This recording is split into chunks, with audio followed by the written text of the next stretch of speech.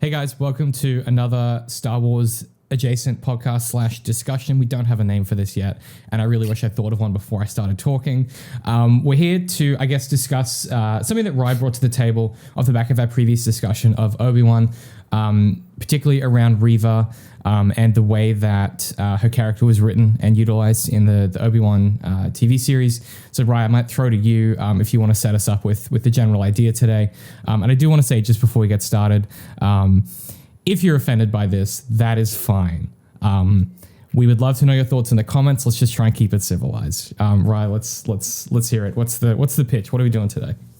All right. So basically, I saw this post and I will share it with you so that you can post an image of it here. But basically, the person said on Twitter, "I don't know who needs to hear this, but Reva's character represents every single child that died during Order 66 and Obi-Wan's guilt surrounding the Jedi Purge. She is a living reminder of his failure that he had to confront in order to move on. She is fundamental to this story." And I disagree with that. And while arguing about that with somebody else, I was trying to make the point that actually, based on my interpretation of the character, she might actually or disagreeing with this statement might actually make her a stronger character. And then that led to the question where I was like, hey, well, we should talk about, is she a strong female character? And I know that's a loaded question, but I thought it might be interesting to talk about that. And so I said, hey, we have this strong female character flowchart that I did for Rey back in the day. And, maybe we could talk through that and that could be fun. Mm-hmm. But I think it's important to put some caveats on this that, just because they're a strong female character doesn't necessarily mean that they're good for the story that they're in. And just because they're not a strong female character doesn't mean that they are, vice versa, bad for the story that they're in. Correct. So they're basically two separate things that we're probably going to talk about today. Is first, is she a strong female character, and then her role in the story. Yeah, I guess something that I was saying to Darth before we jumped on the recording here is this idea that these aren't mutually exclusive concepts. She could be a strong female character and be bad for the story, or she could be not a strong female character and be good for the story. And so I think a lot of the time in these contexts, we're so focused on the initial idea of, well, do they fit this this goal that we've set out for ourselves when it comes to representation of different types of characters, and then we stop there and we don't then ask the further question, which is well, what's their role in the story? How does it service the story? How does it not service the story? And what is the story? What is the story and how does this fit in? And so I just wanted to make that explicit at the start. This is probably going to be one of those ones where certain things we say or certain sound bites are going to be more salacious out of context than in context. So I would encourage you to stick with us throughout this process. I also wanted to just very quickly on the flowchart. So it's by Seth Molarsky from 2010. On overthinkingit.com. Now, those who would be familiar with the Overthinking It podcast, which you should be, it's one of the OG podcasts. They started when we did back in, 1,000 years ago. They're up to episode 730 now. We quit at 470. So Seth is definitely one up to me on that front. But I just want to call out, as a resource, overthinkingit.com is great. The way that I describe it is it's kind of a digital foundry for media criticism. A lot of it is emotional in its analysis, and then a lot of it is providing frameworks. So I think if you enjoy the psychoanalytical lens of literature, you'll really like a lot of the content being put up there. But that's where we got the flowchart from. I just want to, obviously there'll be a visual on screen, but if somebody's just listening to this, I want to just give you an overview of what the chart is that we're looking at.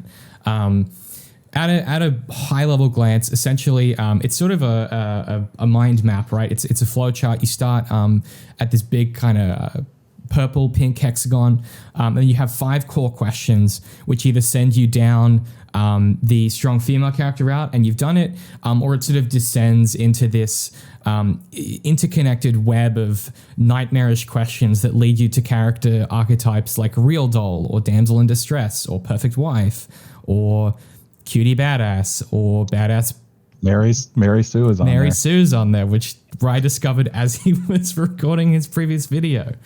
Ugly Duckling, the Shrew, Manic Pixie Girl, Manic Pixie Dream Girl, the Nymph, the Trophy. So, for example, the Trophy is Megan Fox from Transformers, which I still fundamentally disagree with. I think that if anyone thinks that, read the script instead of watching the film.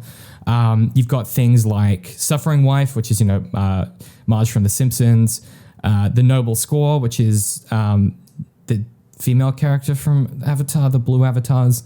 You've got the bossy girl, mystical artifact.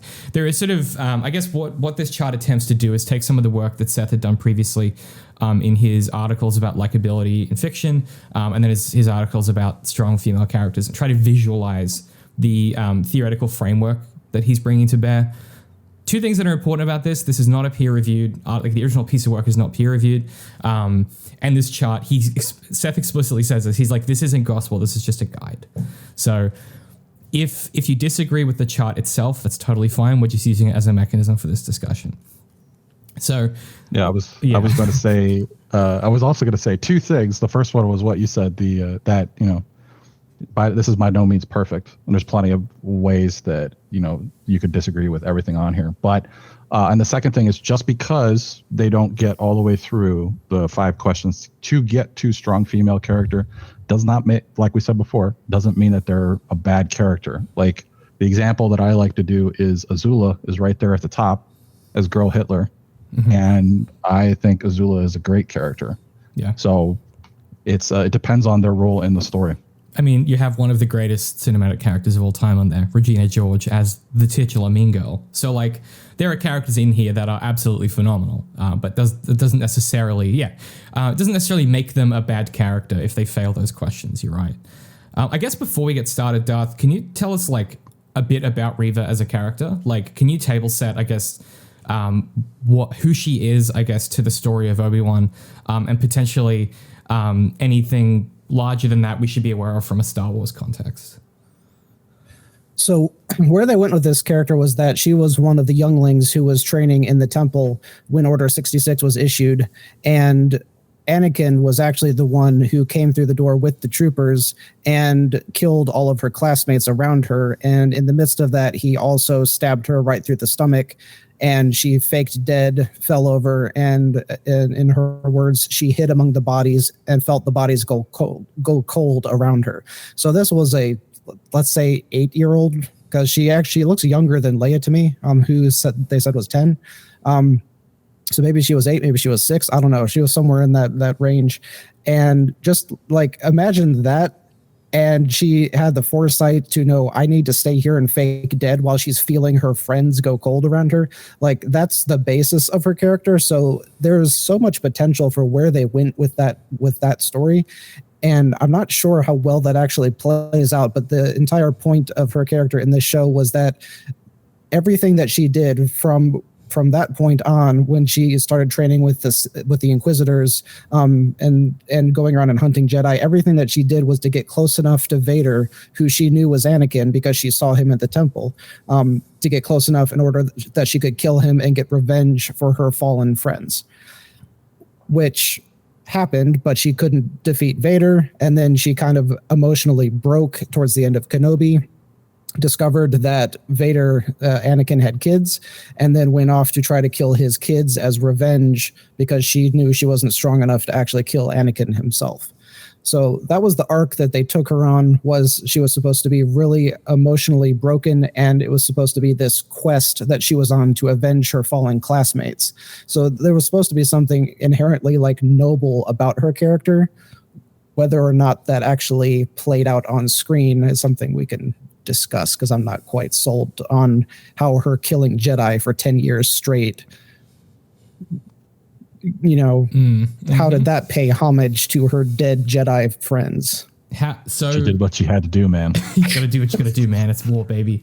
Tell me about the Inquisitors, because you guys are in a better position than I am, because obviously I'm a fake Star Wars fan. What is their so my understanding, and correct me if I'm wrong, my understanding of the Inquisitors previous to this incarnation is that in the in Star what's now called Star Wars Legends, so the kind of extended universe of Star Wars, this period of time is filled in the comics with a lot of Darth Vader comics and things like that. And my understanding of the Inquisitors is essentially he takes a bunch of Force-sensitive users and manipulates them into this like paramilitary kind of like off the books Black Squadron Sith warrior class of people who he basically fires at planets to go out and kill particular Jedi as he's on this quest to, finally rid the galaxy of Jedi. Is there any extra context that is helpful? Because I guess that's effectively what they are in the TV show. But is there anything else that we should know, I guess, about its place in Star Wars before we talk about Reva and her place in it?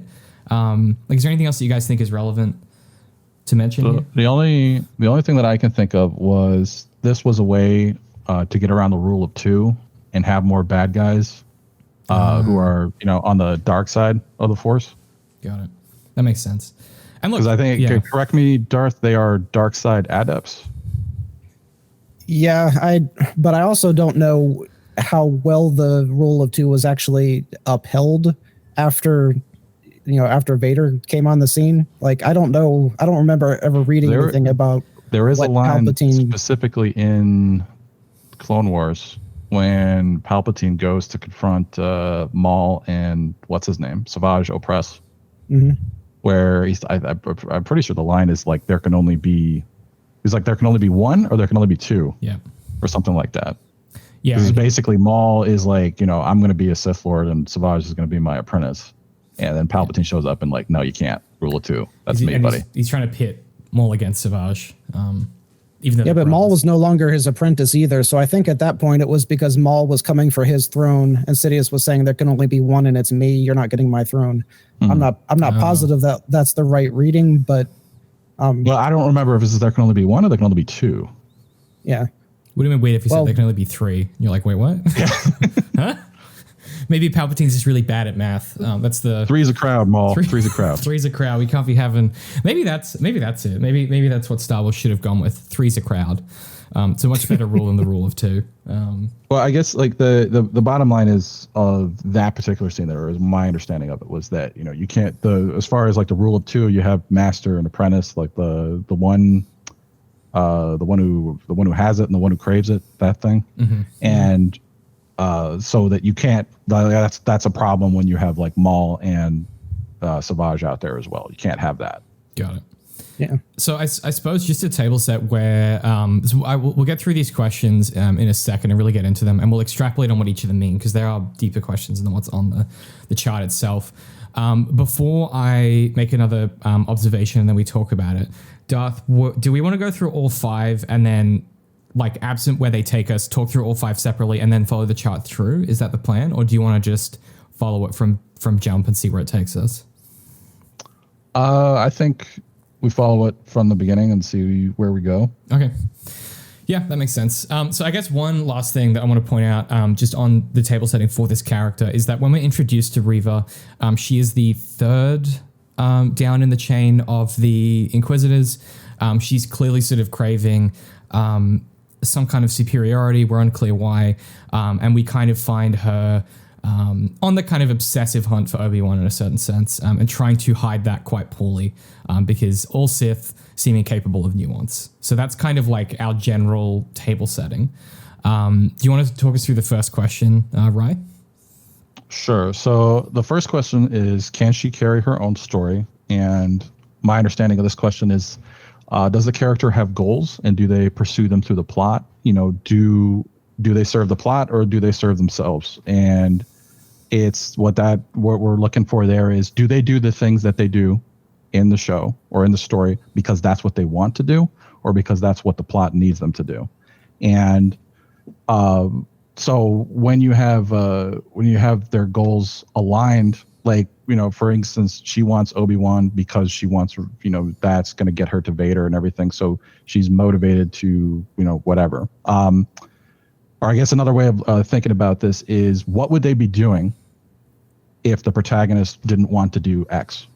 So one of the things that I was talking about, and if you bring it over to Mando, to give you an example of there, Ahsoka is doing her own thing and Mando shows up, and he needs to. It's the side quest, but she's doing her own thing. She's pursuing her own agenda, and he shows up and is like, "Well, I want to do this," and she's like, "Well, you got to take part in what I'm doing." Yeah. And then you go to see Bo-Katan, and Bo-Katan is also pursuing her own agenda. So do they have goals outside of what the main protagonist wants to do? So that's how it's relevant to a side character, I guess. There's something that I talk a lot about in the editing process, where I had this real issue in book 2, right? I had a female character in that story who, for the most part, did have agency and was pretty well fleshed out. But we realized pretty late in the game that she had kind of just been waiting for the protagonist to arrive. She didn't have other stuff going on. And we ended up talking about this idea of, if you want characters to feel like they're in a real world with real goals, the way you should write them is, imagine when you're playing an open world, think about playing Skyrim or something like that, and you stumble onto a character and they're like, "Oh, thank God you're here. These things have been happening. I need you to go on this side quest." That's kind of the way that you want your story to feel, which is that there are already these wheels in motion and your character is coming into it in the middle of it. So Obi-Wan should be interfacing with these characters who are already, have these wheels in motion, these desires, these wants. They're already trying to pursue something. And so the complication, I suppose, with talking about it with Reva is her desire is to kill Darth Vader, but I'm unclear on her obsession with Obi-Wan. Is the idea that she's pursuing Obi-Wan because she knows that it will draw Vader out? Or is she pursuing Obi-Wan because she knows that he might be an ally in the hunt against Vader? The way I read it was that only the Grand Inquisitor actually had one-on-one contact with Vader. He's the only one you ever see standing beside him, and is just the two of them on the bridge together. So the only way that she has to physically get close enough to him is to become the Grand Inquisitor.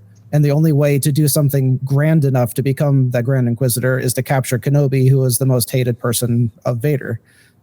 But they don't explicitly say that. So that's just my inference. Yeah, I mean, I agree with that. They don't have to make it explicit in the text for it to be legible, though. I think I agree with that too. To the question of then what would she be doing otherwise? Well, we see it. She's hunting him before the plot begins. She's already doing it. So the problem is there's a completely different reading based on Rye's question, based off the backstory of the character. If her main goal is to get revenge for her fallen Padawans, she should be trying to save as many Jedi as possible to make up for the ones that were killed. So the whole time she's hunting Jedi, she should have been part of the path and be helping Jedi escape. Now, see, here's an interest. You bring up an interesting point, which I think a lot of people, a lot of people that try to talk about what would be the logical thing. This is what we talked about it last time. The why didn't they just, or why did they do that? I think it's important, especially when you're talking about a character who, like her, is this is Star Wars. Bad guys got to get redemption arcs. The heroic thing is to do something, right? But it might be the wrong thing. That's the heroic version of failure is, I'm actively doing something, but it might not be the right thing to do. And the arc can be sometimes to recognize that what I'm doing was wrong. Yes. Doing something wrong that we can perceive to be illogical is a thing that people do. And it's one of those ways that you can write really, really interesting forces of antagonism in your story, because Darth and I were talking about this a little bit in relation to... we weren't talking about it. I was reading it in your essay. The idea of, antagonists think that, a really well-written antagonist thinks that what they're doing is the best right thing at that time. Her mind, that is the best option she has.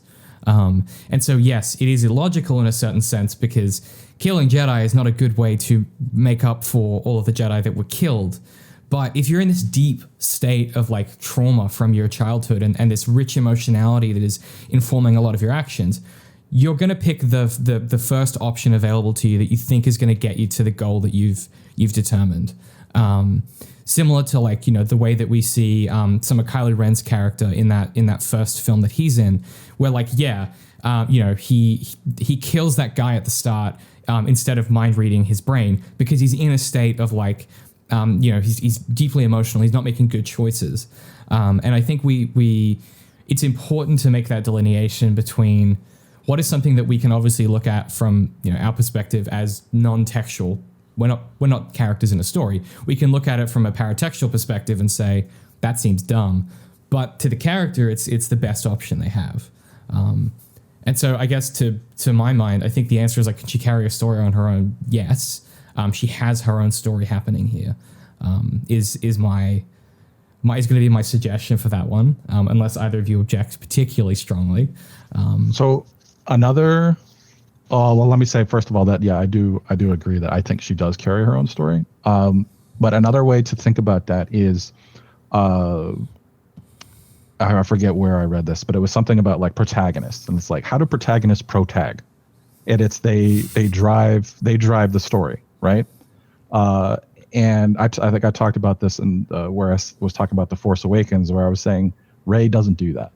Rey does not drive the story. She doesn't protag. It's Han shows up and literally drives the story when they meet him.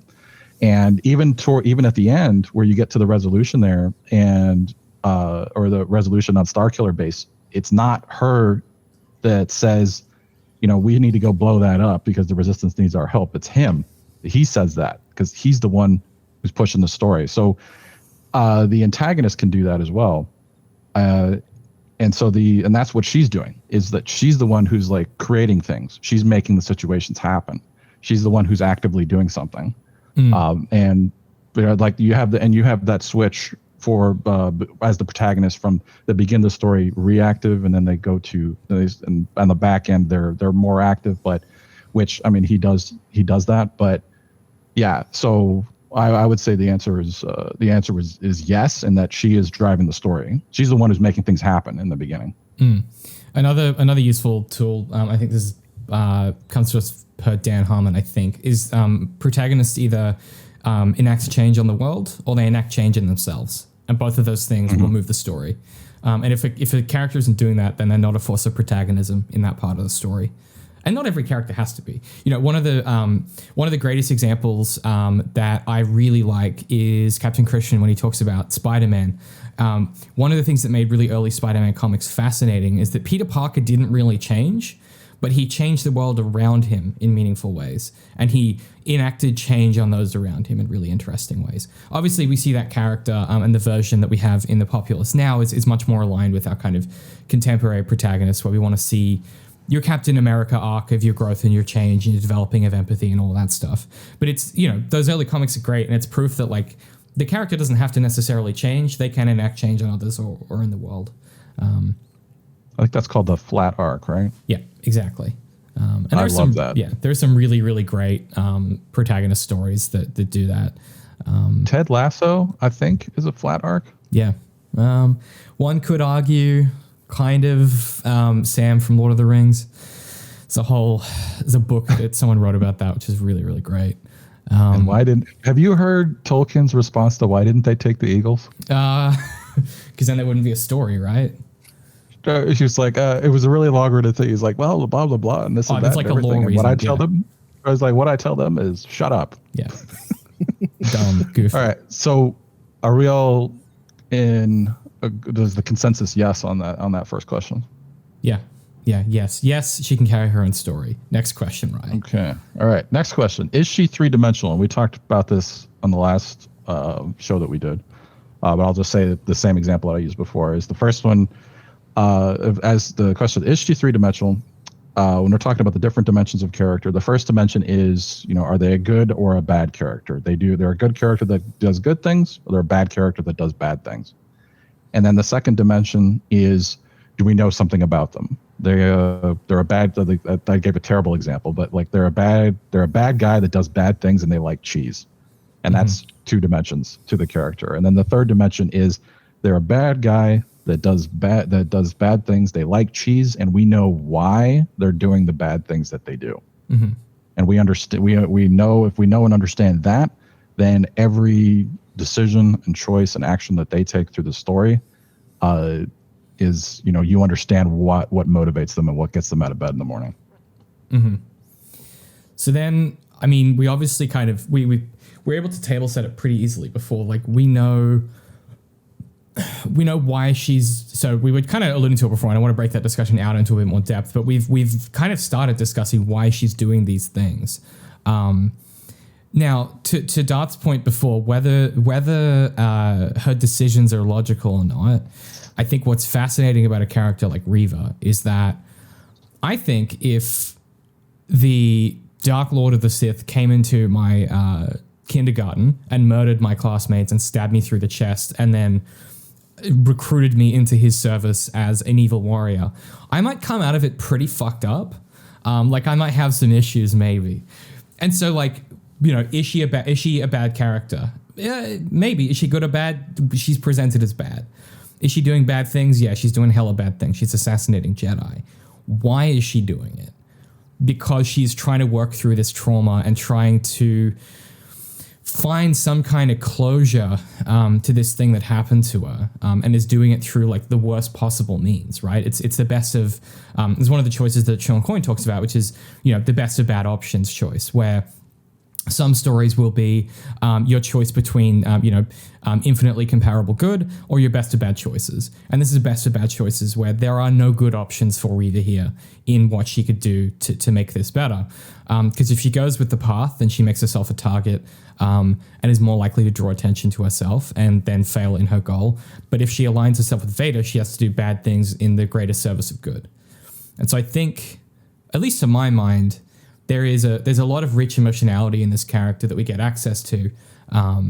And I feel like that moment, the moment I want to call particular attention to is where they're trying to break through the blast doors, and it's Obi-Wan and her talking on either side of that blast door.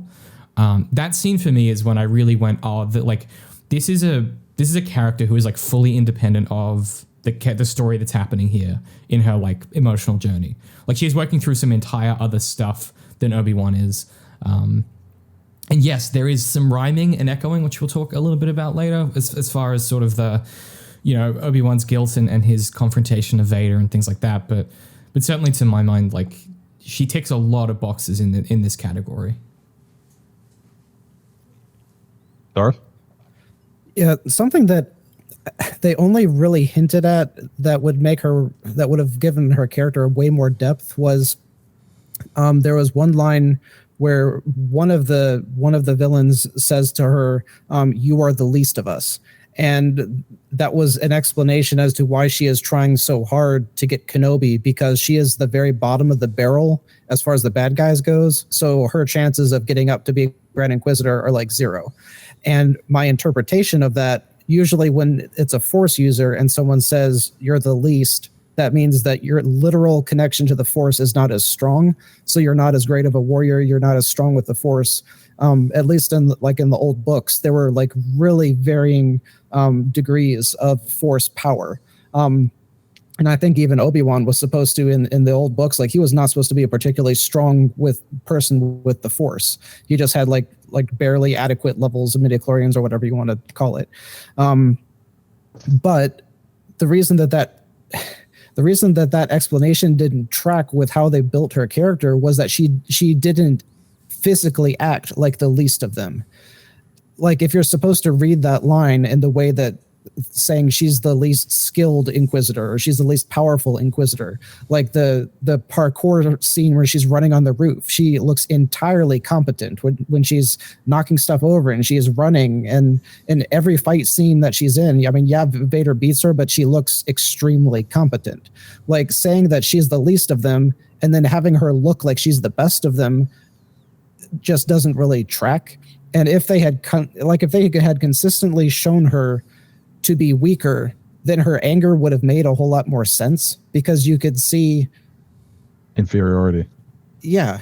See, I get what you mean. I guess to my mind, that line is more about she's lower down in the hierarchy for a reason, which is like she's a real hothead and she cannot get her emotions under control. Like she just simply can't do what she's told. And to me, but that's not a trait of the Sith, though. That's a trait of the Jedi. I got another thing, which on what Darth said there, because I just watched that scene earlier today. And first of all, I think it's a great line.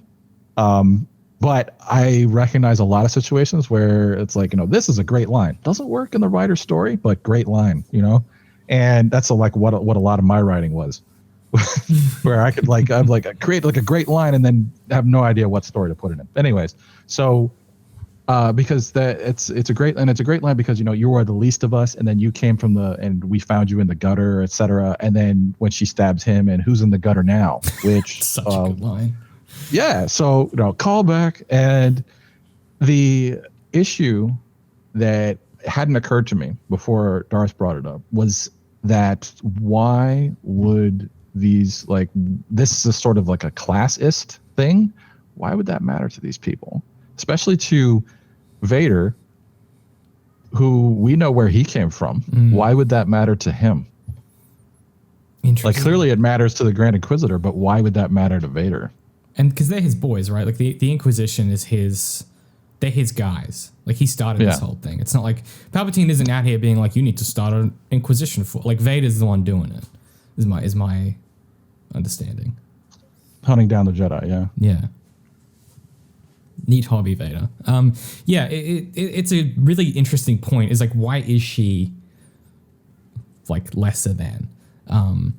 And it might be one of those things where I think I'm coming around to it as we're talking about it, which is I suspect that what's the alternative here, right? Like, what is your alternative in your narrative construction here? Is do you make her head of the Inquisitors to start with? Well, that seems counterintuitive because she needs to kind of climb up the ranks. Do you make her less powerful? Well, that makes her less of a threat to Obi-Wan. You're kind of stuck between a rock and a hard place with how you want to construct this character. And to your point, Darth, about the getting emotions under control being a Jedi thing, I think I'm more thinking of it in a military context where these are a elite squadron of hitmen.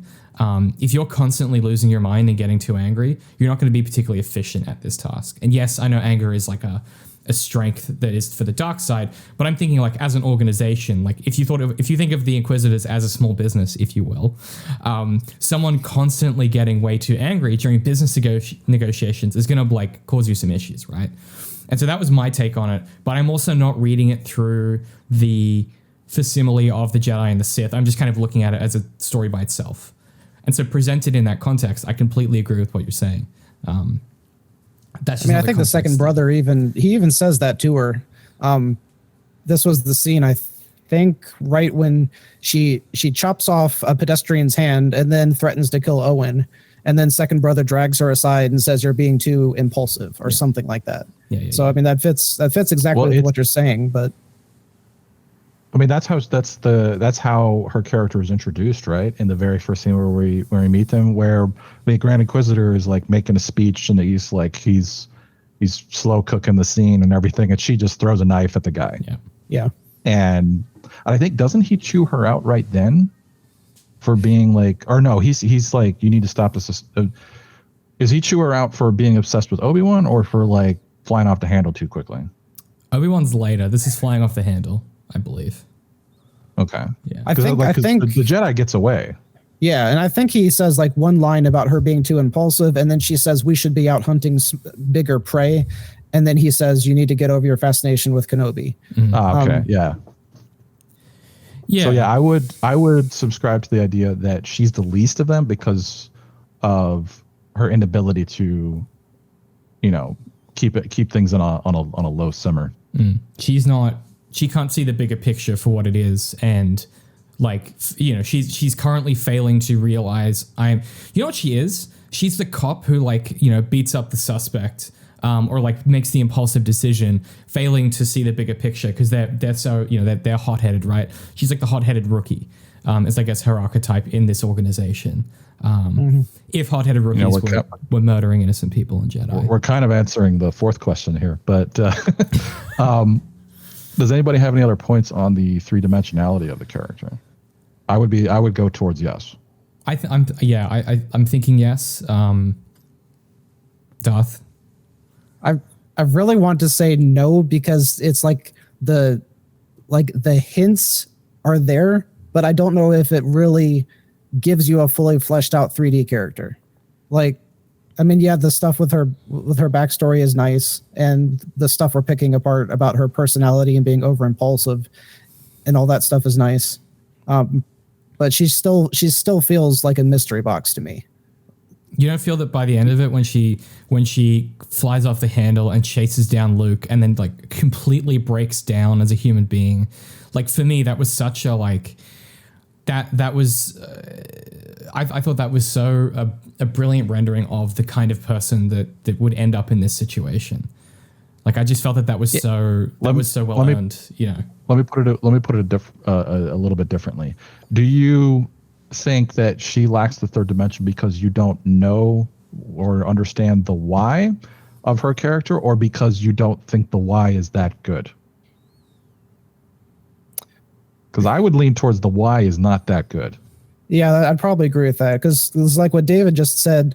Like at the end of it, like I loved that version of her character because like that felt real. I guess it's just like the way that she got there didn't feel real. So I loved where she ended up, but getting there it didn't feel like the best laid out arc. That it doesn't make sense even in the context of what we said earlier, where they can be doing the wrong thing. Yeah. With the right intentions or whatever.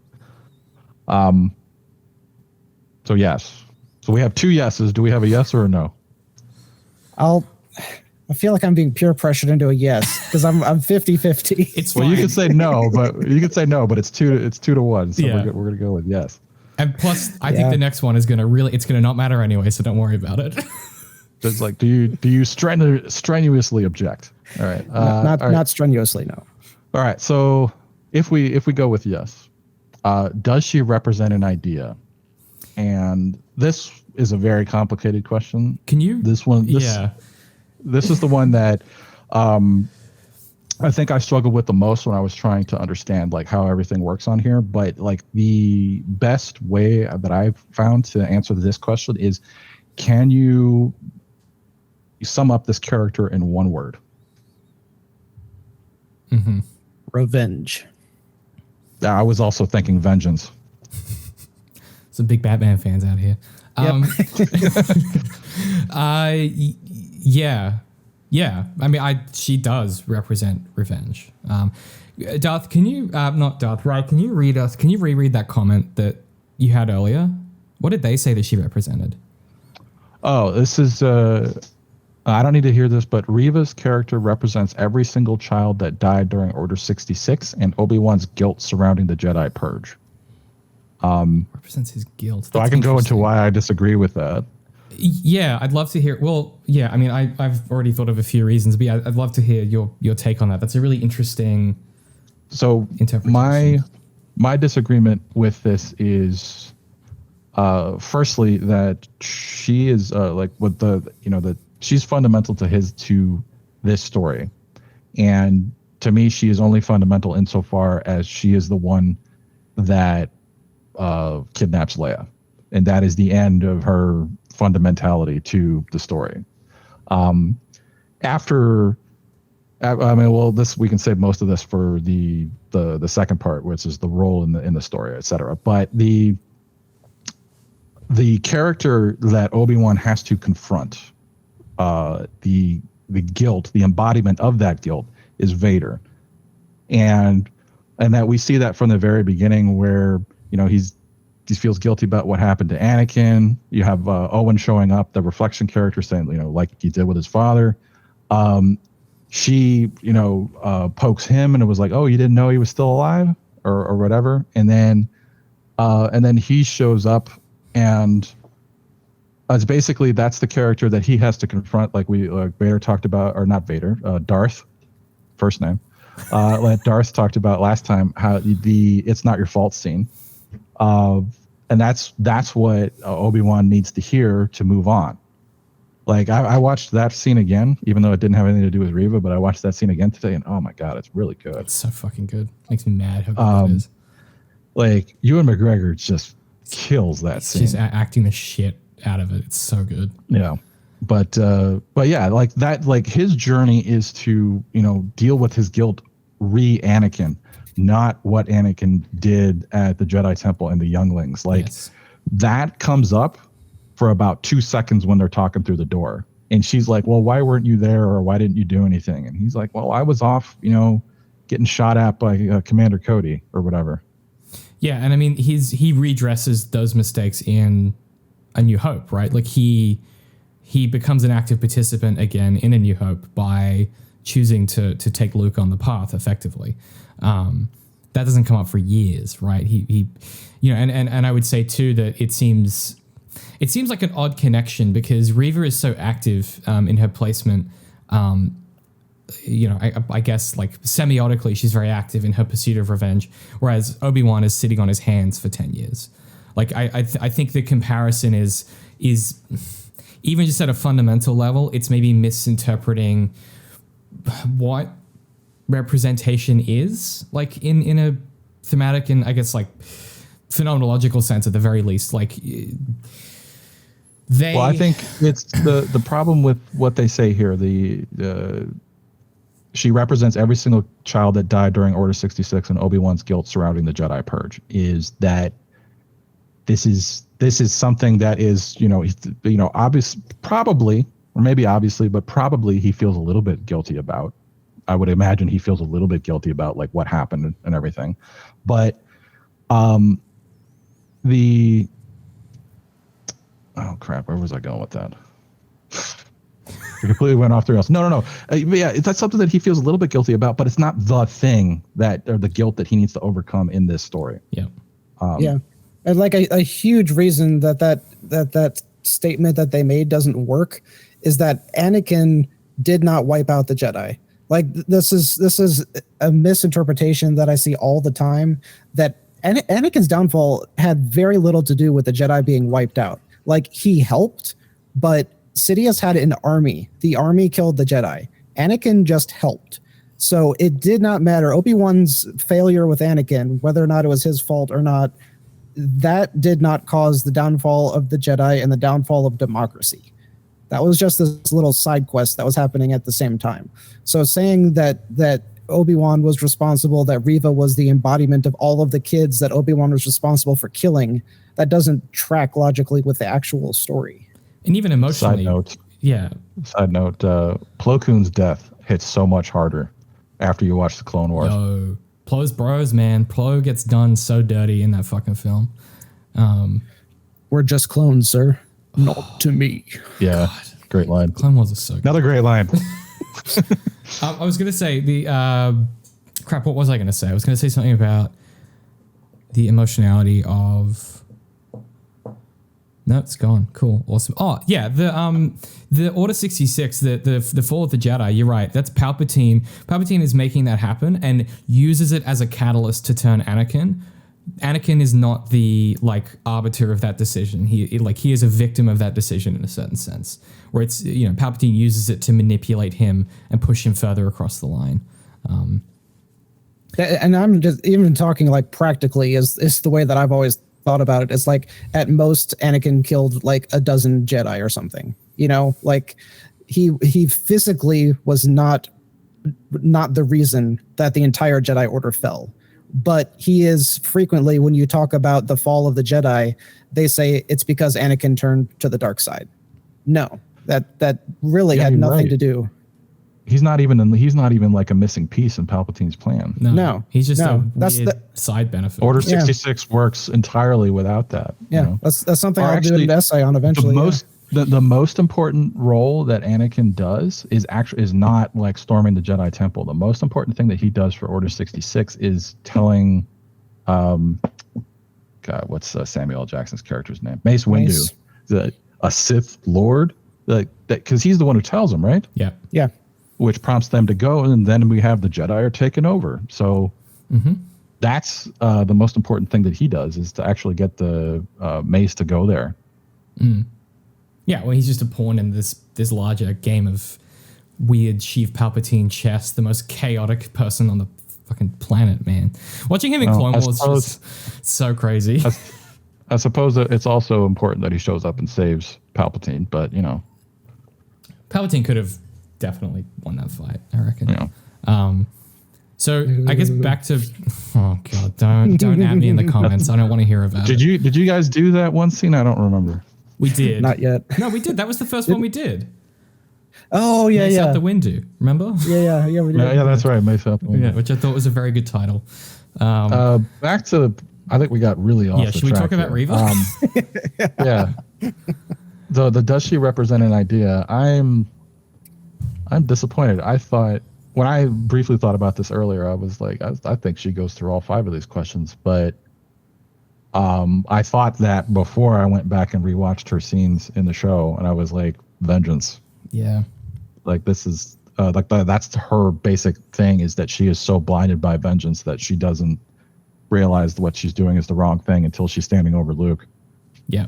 So this is a really weird question, but like all of these things we're talking about, most of them don't actually make sense until the entire show is done with, and then we're able to understand everything that we saw before that.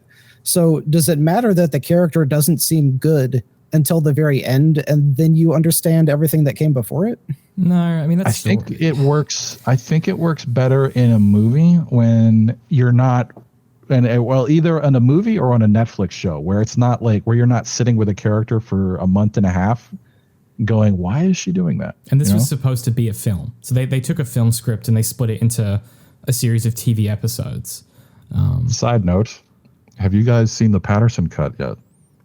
The what?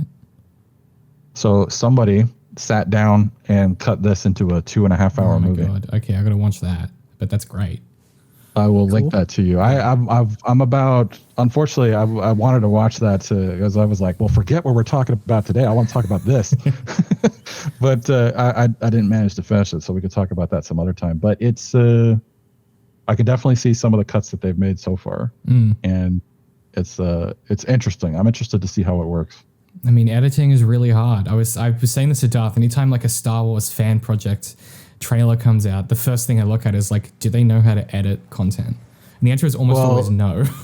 Well, yes, that's there are a lot of things that I'm looking at here. I'm like, you kept that, but you cut this, first, and then you remember how I talked about the juxtaposition of Obi-Wan. Mm-hmm. How like you start with the Inquisitors and they're going like, well, Jedi's blah blah blah, and you go to Obi-Wan and he doesn't do that. Yeah. So that's completely reversed in this. Oh. And then as far as I can tell, like there's no act structure to this. Love it.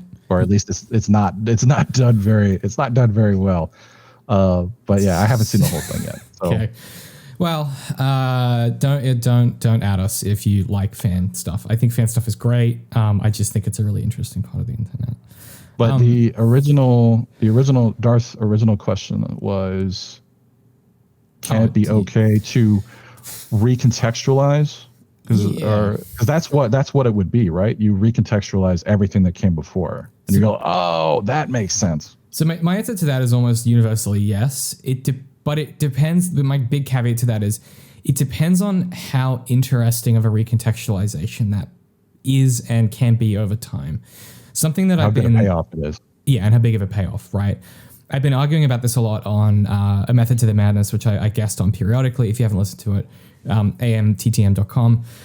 Really great podcast that my friend Patrick runs. One of the arguments that we've been having on there we're watching the new James Bond films, like we're watching each of them and talking about them. And one of the things that keeps coming up is this question of whether or not rewatchability is an important metric in assessing text and how effective text is. I've talked about this a lot before in different contexts, which is I like text where you experience it the first time and you get a certain payoff, and you can go back through it and continually rewatch it or re-examine it and continue to pick up different things, right? That rewatchability for me, though, is not inherently a requirement. You can watch it once and be like, that was amazing, I don't need to see it again. To your question then, Darth, of whether or not it doesn't necessarily need to fully make sense to us as it's occurring, and then when you get the payoff, it recontextualizes. I would say yes, but that's also like your mileage is going to vary, and it's a matter of taste, I think. It's also a matter of like what kind of stories do you like reading. I like stuff that will have, a lot of layers that you can start to work through and understand, both like thematic, ontological, which is to say like world building wise. I like those layers. I think there is a place for simple text that is explicit and categorical in its, discussion of ideas or payoff or explanation of characters. I think of something like Baby Driver, which has very little subtext at all. It sort of plays out very much like sort of a roller coaster where characters will just say what they're thinking and feeling most of the time, and then you get to the end and it's a payoff for that stuff. And so for me, I guess I would say yes, but that's also because I like this kind of thing. And I also think the interesting comparison that I just thought of was WandaVision. Like when you get to the end of it, everything with Agnes like completely recontextualizes everything that came before it. So you can go back and watch it and have a completely different version of it, but you don't need that recontextualization to understand everything. With Reva, until you get to that ending, you don't understand her anger. Question mark. Yeah. Yeah. So that's why I had that question does it make her a bad character when you don't understand her? You can't understand her until you get to the end. It's a good question. I think that's interesting because I didn't have that problem, and maybe it's because I just like all I do is think about text all the time. I immediately saw her and I went, "Oh, I probably know what they're going to do with her." The second we got the revelation that she was going to kill Vader, I was like, "Yep, cool. She's either going to get killed in the third act, or she's going to have to like reach a breaking point where she lets go of this." And so for me, like I just read that as, well, I know how these characters go. So maybe I was bringing my own, like I guess like literary baggage onto that and being like, well, I understand this character immediately. And then it was the nuance of that I was interested in. Ironically, I think she would have been way stronger if they cut that backstory entirely, and she is just an extremely ambitious evil person. She wants to be the Grand Inquisitor. She will do anything necessary to be the Grand Inquisitor, and she's always angry because she's bottom of the barrel. She is the least of them, and she wants to be the best of them. Or she's just doing whatever she can to survive. Or there's 100 different ways you could take that character. Yeah, I just think this is a different TV show than that, though. Like this is a very much like a character study type piece of text versus like a Star Wars, which is like your big space opera. Like this is really sort of I think genre-wise, formally, it's a little bit removed from what we would expect. And so a character like that in this show, I'm not saying they shouldn't have done that. I think that would have been awesome. A character like that would have felt a bit cartoonish, maybe, in the context of what they were going for. But no, it's an interesting point. So I think the way to achieve what Darth is talking about is you don't add that third dimension until later. Like you keep them a two-dimensional character until that moment where you're like, oh, there's an important why to what they're doing, as opposed to it's a question that you have right away of why is she so obsessed with Obi-Wan, and then it's basically and that's and you extrapolate from there. But like if she was just a bad guy that did bad things, that liked cheese, up until the point where we're like, oh, you were a youngling, and then that they're like, oh wow, mind blown, you're adding a third dimension to the character that we didn't know that we needed.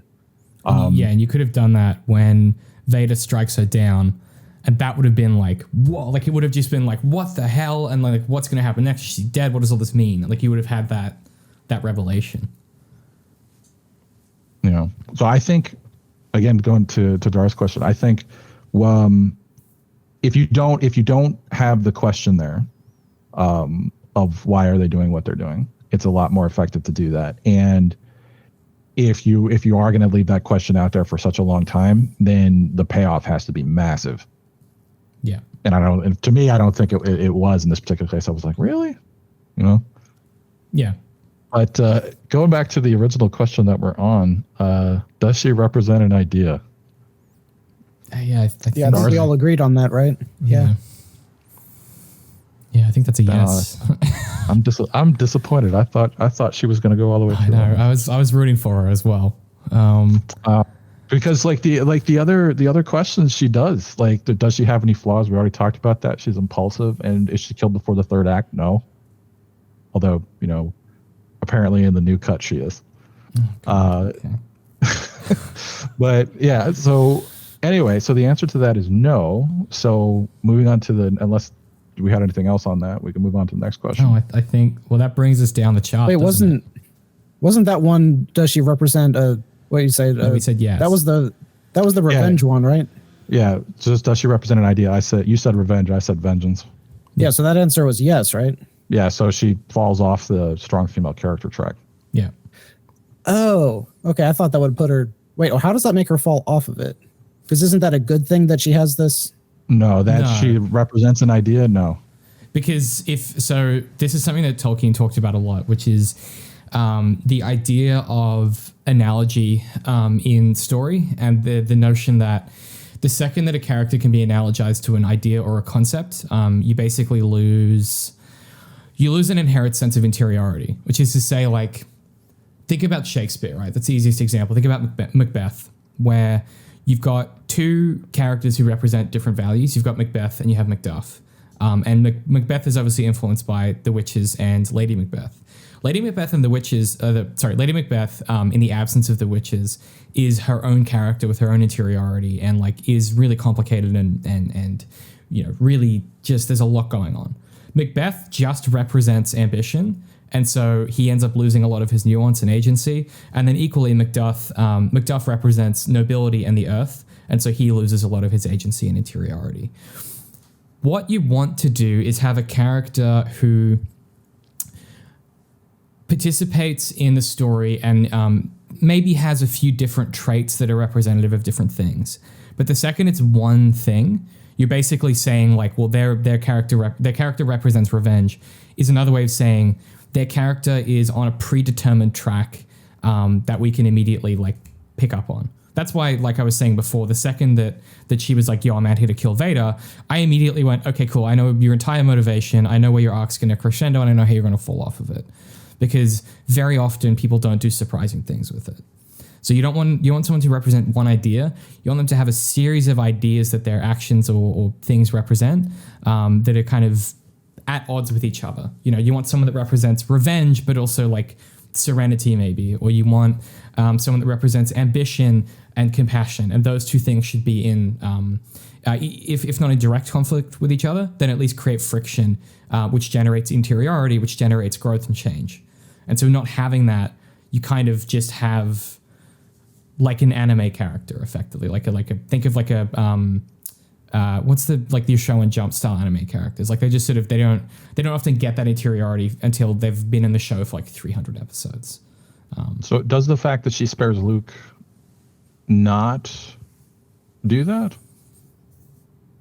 Not do what? So like I think I'm trying to remember the words that you just said. But it basically, so I think a part of the extrapolation of this question is like, do they do anything that like surprises you? And which is that like the two trait concept that you were talking about is like they conflict with each other, and that leads to like interesting things happening. Her character represents vengeance, and she's that's her goal. That's her driving force and everything. And then she finally gets the opportunity to do that she wants with Luke and can't. Yes, because, well, she gets what she wants and pays a heavy price for it, which is her belief that her revenge is the right thing to do. And she ultimately gets what she needs, which is the ability to let this go. So in my mind, it's not like that's every revenge story, right? Yeah. Like at the I can see it that way. I'm just trying to tick all the boxes here. Yeah. No, for sure. I don't know. I always think about oh my god, in the Dark Knight, at the end of that, where Batman doesn't kill the Joker at the end. Or Daredevil, right? Season 3, like he's got Fisk on the ropes and he could kill him and he chooses not to. It's like revenge stories ultimately kind of have that thrust, and the work of the protagonist is either to, this is all stories, but in particular, just in this framework, you want the character to pursue what they want, so their desire, and they pay a heavy price for either achieving it or realizing they can't have it. and that's usually going to give them what they need or have always needed. And so for me, like, this is pretty by the books. You know, she gets Luke alone, and in that moment realizes, like, oh, this has turned me into a monster. Like, this isn't who I want to be. The lie, the ghost, the want, the need. Yeah, exactly. Yeah. Right. Villain. That explanation was so interesting, because I realized that that's one reason that so many people really dislike classic Superman, is because all he really is an idea. He is like truth or nobility or however you want to define it. American way.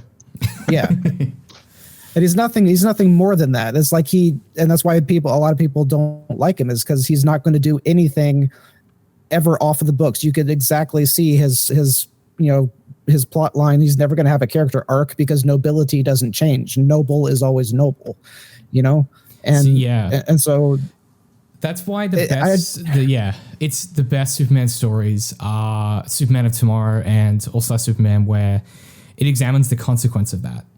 And it's like, if you are that, what is the price that you pay to do that? But then, like, Superman's just kind of dull otherwise.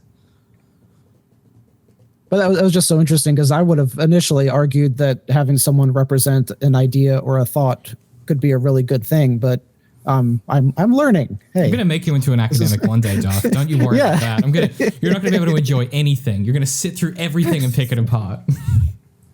I anytime that I ever feel like I've learned something, that's a pretty cool day for me.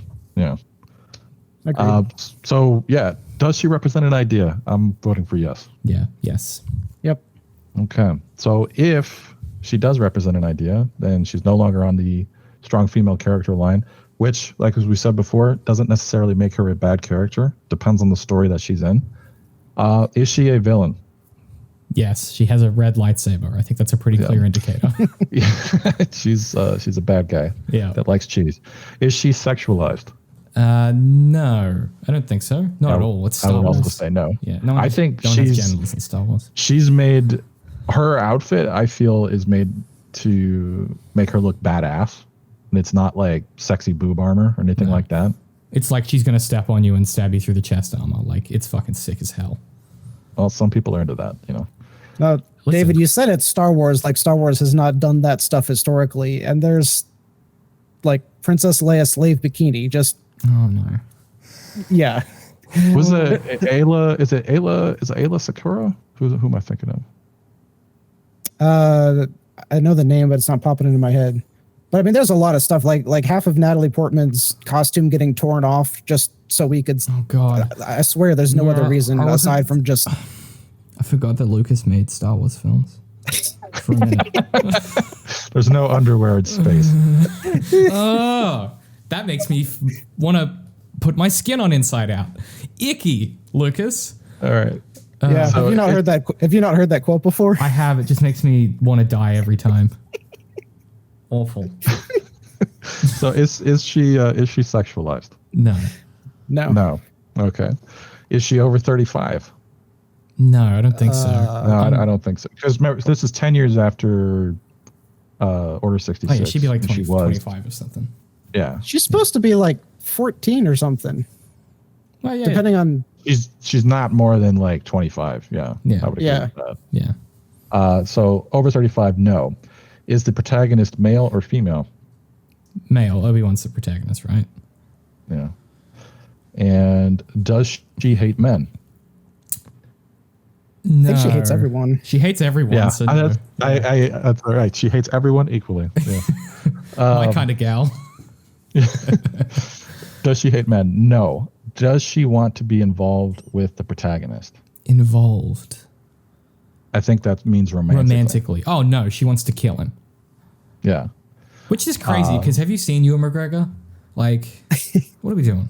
What are we doing, Reva? Yeah, that hair. Yeah, get you a slice of that Obi-Wan pie. I don't know if this is ever going to fit into any of these questions, but I just realized that both of the female Inquisitors are subservient to both of the male Inquisitors. In every scene we see them in. Star Wars.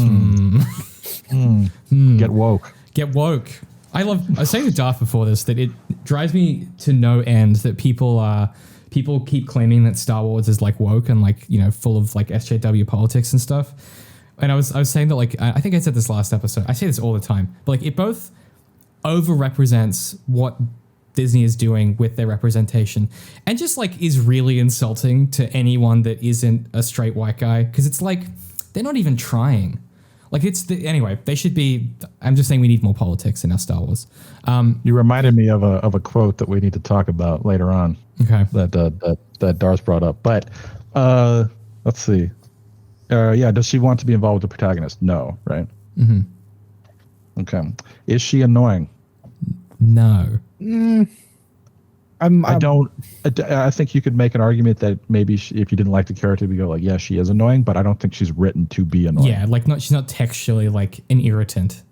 Like she's not there to be annoying. You could find her annoying, but she's not. Yeah. But it's just like when some antagonists, like their only play is to just yell angrily. Like that just gets annoying and tiresome to watch as an audience member. And she kind of fits that role to me. Very much so. There was that meme very early on. I would have to find it, but it was that you see it all the time. Are like the character sad, angry, happy, and it's all the same face, you know. Mm-hmm. And that's like basically like her response to everything was to either yell or talk angrily about it, or etc. And she doesn't really get, and that was one of the issues that I had when people were talking about like, oh, she's not well written or the acting is terrible. I'm like, I don't think she's really got the material or had the material early on to really show any sort of range like she does in the last episode. After, you know, she goes to kill Luke or whatever. But like the thing that I always love to bring up is Natalie Portman from the prequels. She is a tremendous actress, and she looks terrible in the prequels. Mm-hmm. And it's I have because we've seen her other work. I have to imagine it's not her. But I say this about Kristen Stewart in Twilight all the time. Same with Robert Pattinson. Two of the most like talented actors out there doing it. And if you get into a project like that, and you know what, they nail the assignment. They do exactly what they're supposed to with those characters, and people hate it. So I think the better question for what you guys are talking about is she angry and emotionally closed off? Yes. But is she annoying? I don't think she's written that way, and the story isn't positioning her like she's an annoying character. Yeah, agreed. Yeah. So we're saying no to that? Yeah, we're saying no to that, right. I think. So we have reached an endpoint, which is that Reva is a hench lady. What a great turn of phrase, hench lady. Yeah. I mean, I don't think that's an adequate summary of the character, but it's not far off. She's a hench. I would say that she's a tragic hench lady, right? Like she's an ill-guided one, right? Like there's something about her position in the story of like, you know, I think in a different context, this would be, I'm trying to think of an example, but this would be like your kind of, your side character who exists only to do harm, you know, to be a physical force of antagonism in the story. Often where you'll have a leading antagonist who is non-physical or is, you know, somehow kind of not a physical force of antagonism. I think you often get the hench lady archetype attached to that because you need someone who can beat the shit out of you. I think I was saying in some of my notes to you, Darth, that one of the best examples I always think of in this is if we take the gender out of it for a second, one of the best examples here is in It, the book. The films do a good job of this, where It, the creature, can't physically harm you unless you believe it can. So what it does is it puts a glamour upon this local bully who can beat the shit out of you and later on will stab you with a knife. And so he occupies that role of like the henchman or the hench lady. And I think this is alluding to that same idea, which is like you're there to do the bruising in another way of saying. You don't really get to have exteriority beyond that. The only issue with that label in my mind, although I'm picturing it as a hilarious license plate, where it just says henchwoman.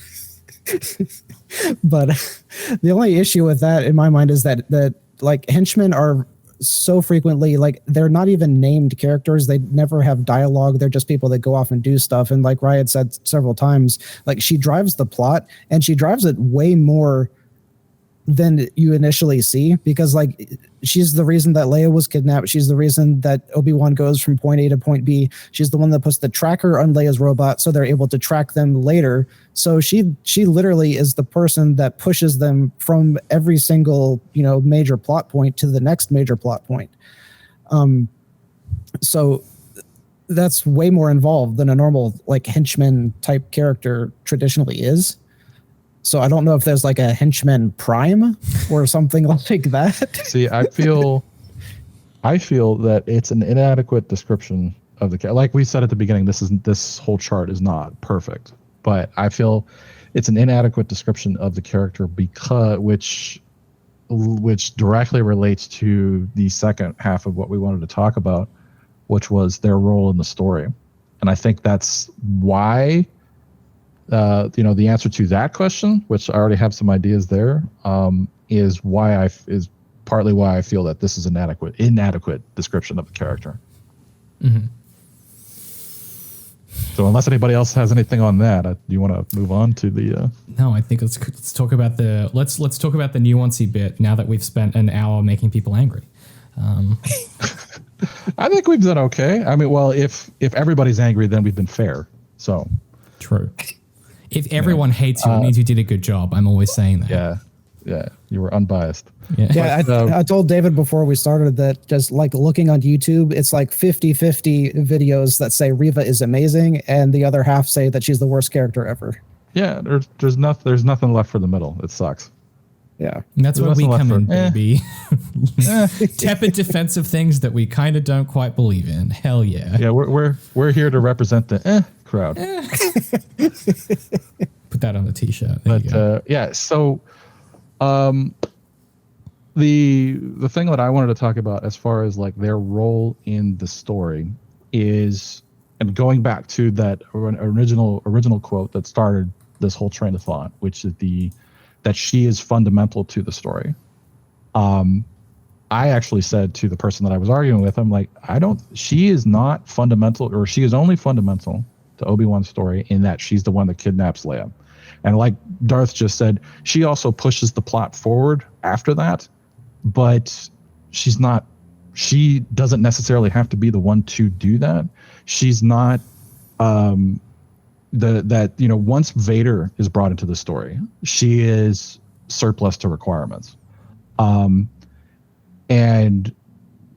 after that, it's no longer she's involved in his story, it's that he's involved in hers, to me, because that part at the end with Luke is not at all about Obi-Wan. It is all about her, mm-hmm. and her coming to terms with, her demons and her past, and moving on from that, being the idea of vengeance, or to recognize that what she's doing is the wrong thing. Because she brings Luke back, and then Obi-Wan's like, you get to do the Kylo Ren arc that everybody really wanted to see at the end of the Rise of Skywalker, but you can go do that now in your own show, but that has nothing to do with like his story. That's all about her story. There's another beautiful line in there where she looks up with these like tears in her eyes, and that was the moment where you had alluded to this before, but I was like, she can act. Like, I'm sure she's a great actress, but you don't see it anywhere because this character is just like written to yell or be angrily silent.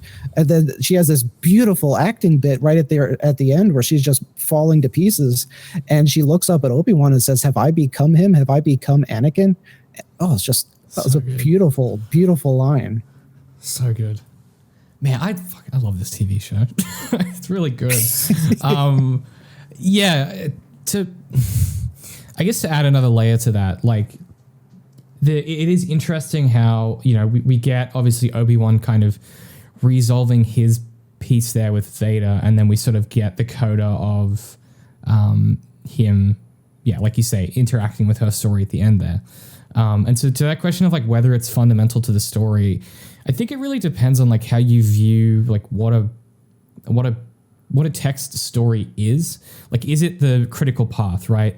If we go back to the idea of the video game logic that I alluded to before, is the story of Skyrim the critical path of the main quest? Or do you also include like some of the bigger side quests? Is the Civil War side quest, for example?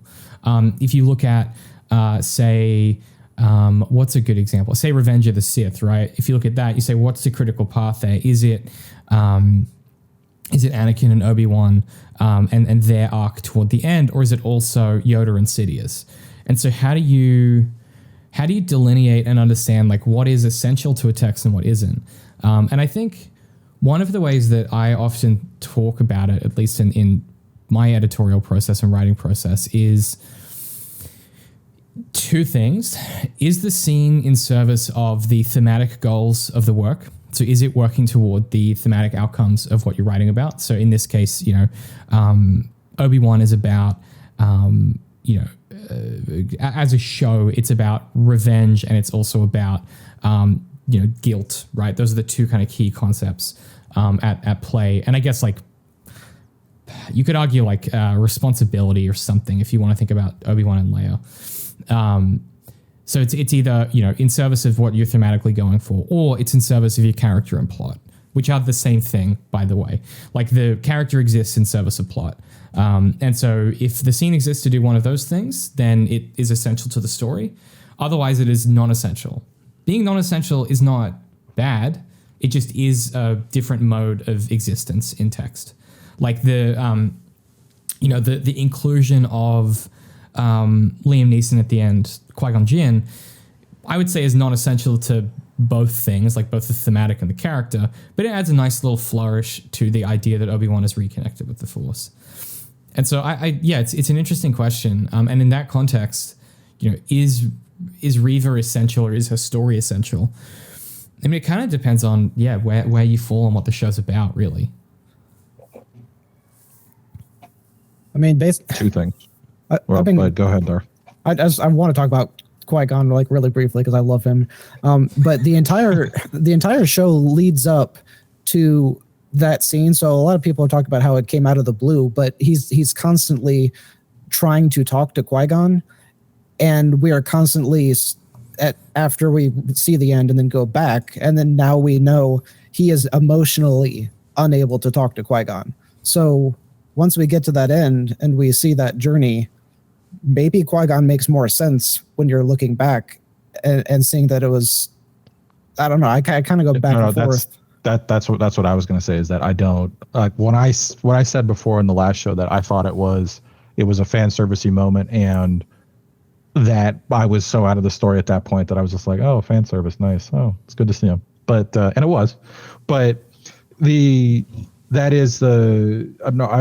would say that it's not totally a flourish, because like it's right at in the very first episode in Obi-Wan's reintroduction, or the introduction to where he is now. It's like he's actively trying to reach out to Qui-Gon, and he's not getting anywhere.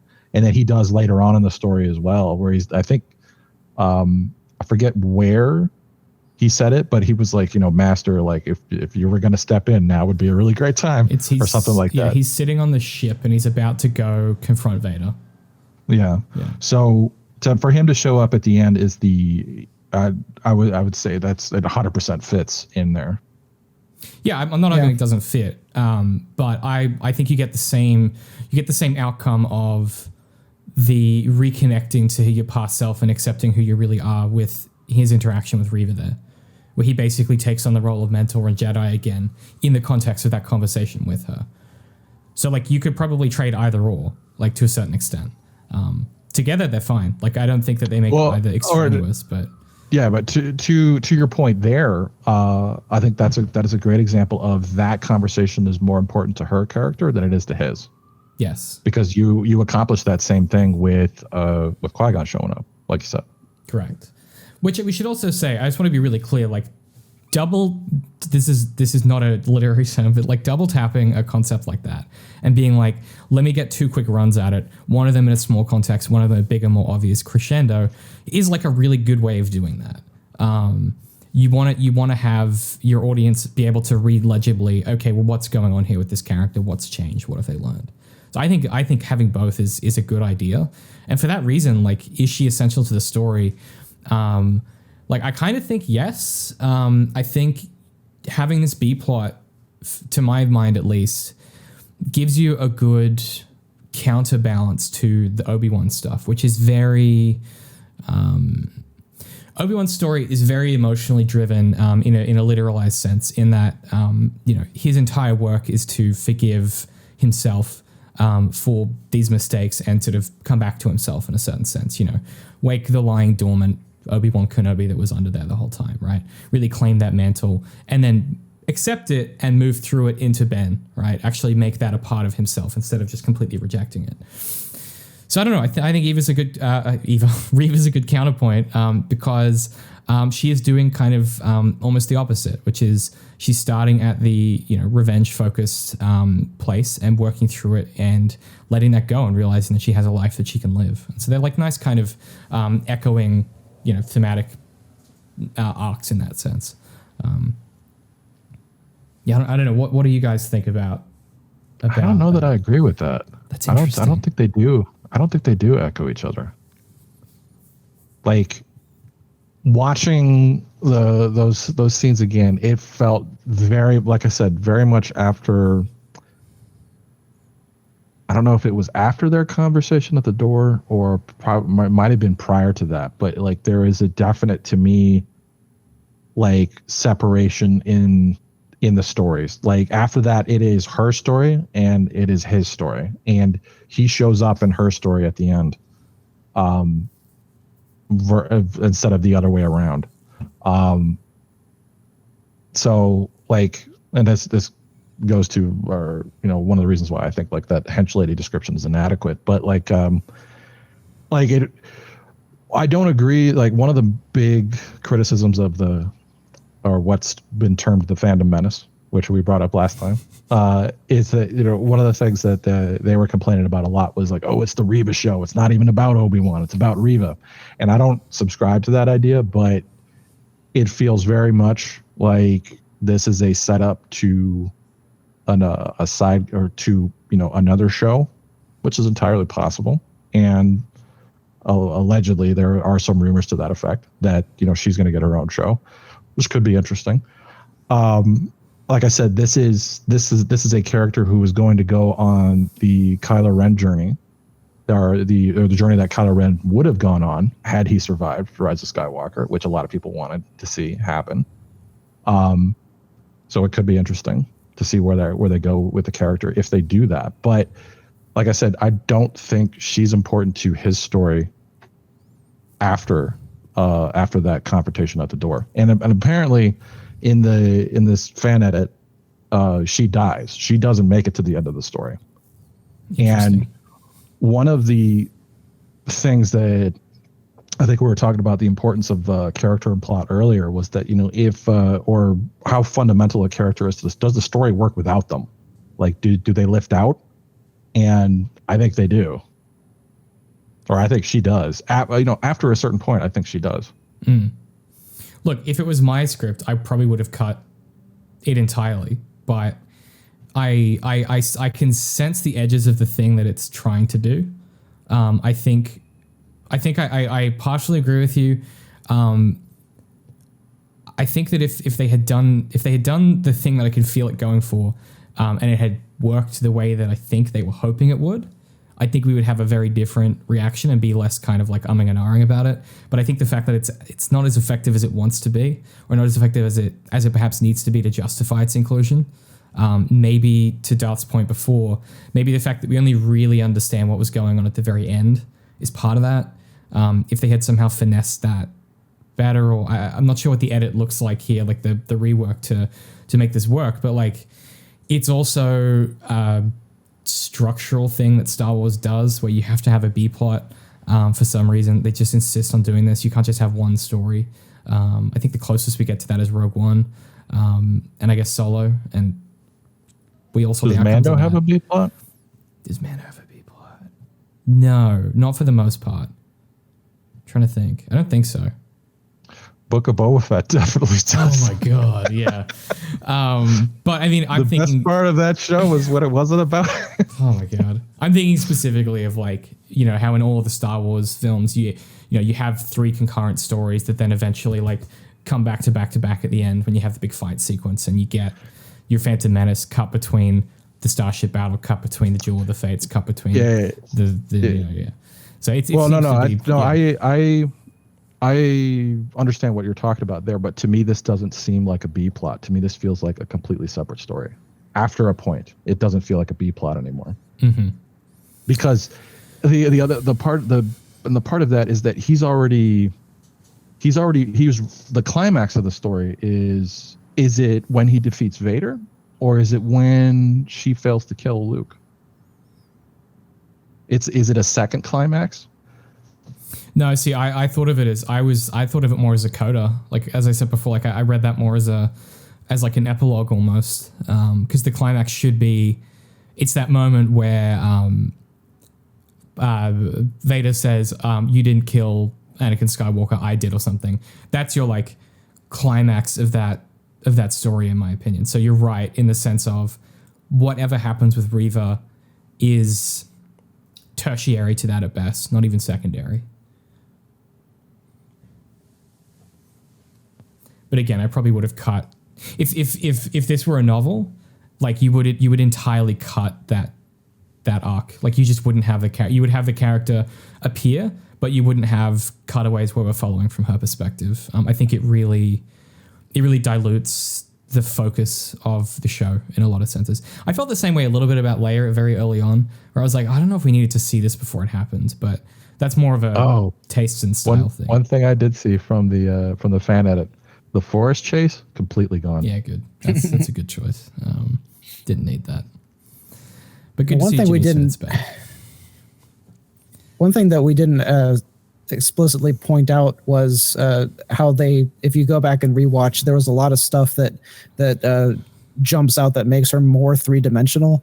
And one of the things was when she's down in their council chamber or whatever at the Inquisitor's base, and she's talking with all of the Inquisitors there, and she says whatever that Anger's second brother, and he uses the Force on her and forces her like face down on the table. Mm-hmm.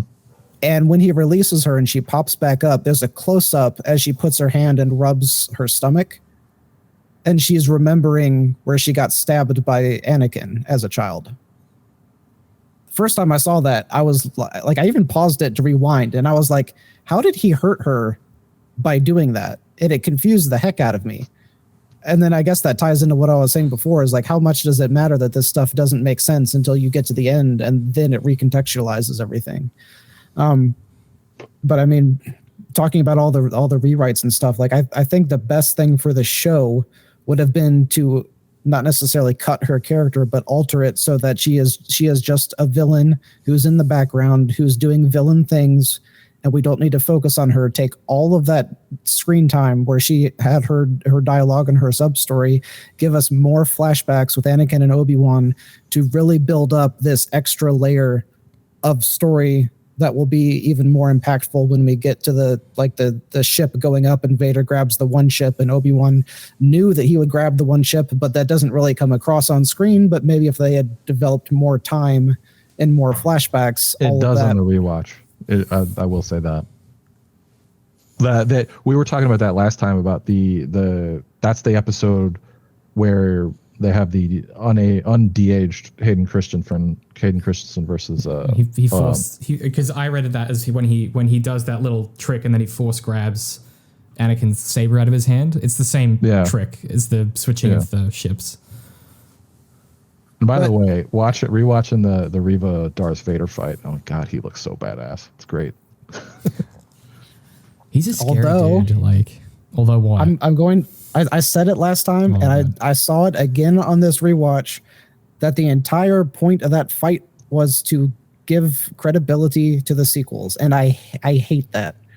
I hate that they choreographed a fight intentionally to make the fight with like Ben and Rey to make it look better. How do you mean?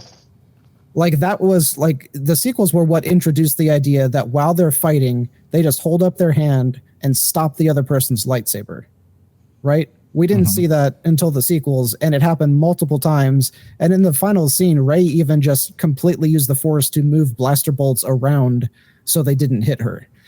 And a lot of people didn't like that it was like Force fighting was going to that level.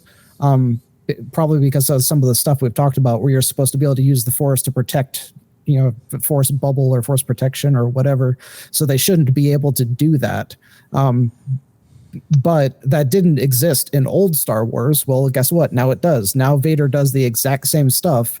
So if he's doing it and it looks so cool, because like every time she tries to swing him, he just uses the Force to stop it. He uses the Force to push her back. And it's like directly stuff we saw in the sequels that we might have made fun of. Now we can't. All right. So I will say that there's a lot that I like on the Rey. There's a lot that I don't like, and there's a lot that I do like about the Rey. We're getting sidetracked here, but we're gonna go with it. About the Rey versus Kylo fight on the Death Star. We could do a whole that one scene on that, but like the part where he does like the Force stop on the one hand, I think it's very cool. Agreed. And on the other hand, neither of them uses it to tactical effect. Like when he does it, I mean, like but for him, going to the understanding the whys of the character, like it makes sense because he's not trying to defeat her. Is that he wants her to come over to him.